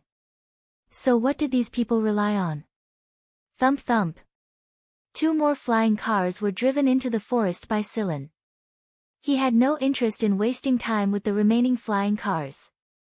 The remaining flying cars couldn't form a circle anymore, so Silen thought it would be very easy for him to escape. Thus, the rental flying car that was labeled as a pitiful bug easily bypassed the obstacles of the buildings and trees in front of it and flew into the distance like the wind, leaving the flying car that was still flying and dodging obstacles farther and farther behind until it could no longer be seen. After making sure that he had shaken off the annoying flying cars, Silen checked the direction and flew towards his destination. Feeling that the atmosphere inside the car was too strange, Silen looked at Lunani and Libero through the rear-view camera. The 2 people were sitting there blankly with pale faces and clutching the handrails tightly. Libero's legs were still shaking. "Hey, you two, are you alright?" Silen asked. It took him a long time before he finally heard Libero's reply, I'm fine. I guess, Silen." He stopped the flying car in a grassy area so that Libero and Lunani could take a breather. The moment the flying car came to a stop, Lunani and Libero rushed out to vomit after they recovered from the shock. Silen rubbed his nose. That was a little too much. He glanced at Huimao, who was still leisurely munching on a biscuit and about to say something. Silen reached out to cover the dog's mouth, which was covered in biscuit crumbs. Otherwise, the dog would say something like, "weak constitution," again. After Silen drove the flying car far away, the flying cars behind them also stopped. After they met up with the people who had crashed into the forest, one of the nobles took out his communicator and contacted a few people, asking them to look for the serial number of the rental car. He had just given the order when his communicator rang. "Hey, when are you guys coming? Don't mention it. We ran into some trouble. Stop bullshitting. Who are you trying to scare? Who would dare cause trouble for you?" The other party didn't seem to believe him. "Fuck. There really is one, and it's just a rental car." You're tuning in to the Blissful Bookshelf YouTube channel. We're so grateful for your support, and don't forget to subscribe to join us on this incredible journey through captivating stories. Your generosity through donations truly makes a world of difference, as it's the primary source of revenue that allows me to expand and enhance this channel for you. Thank you from the bottom of my heart for being a part of this adventure.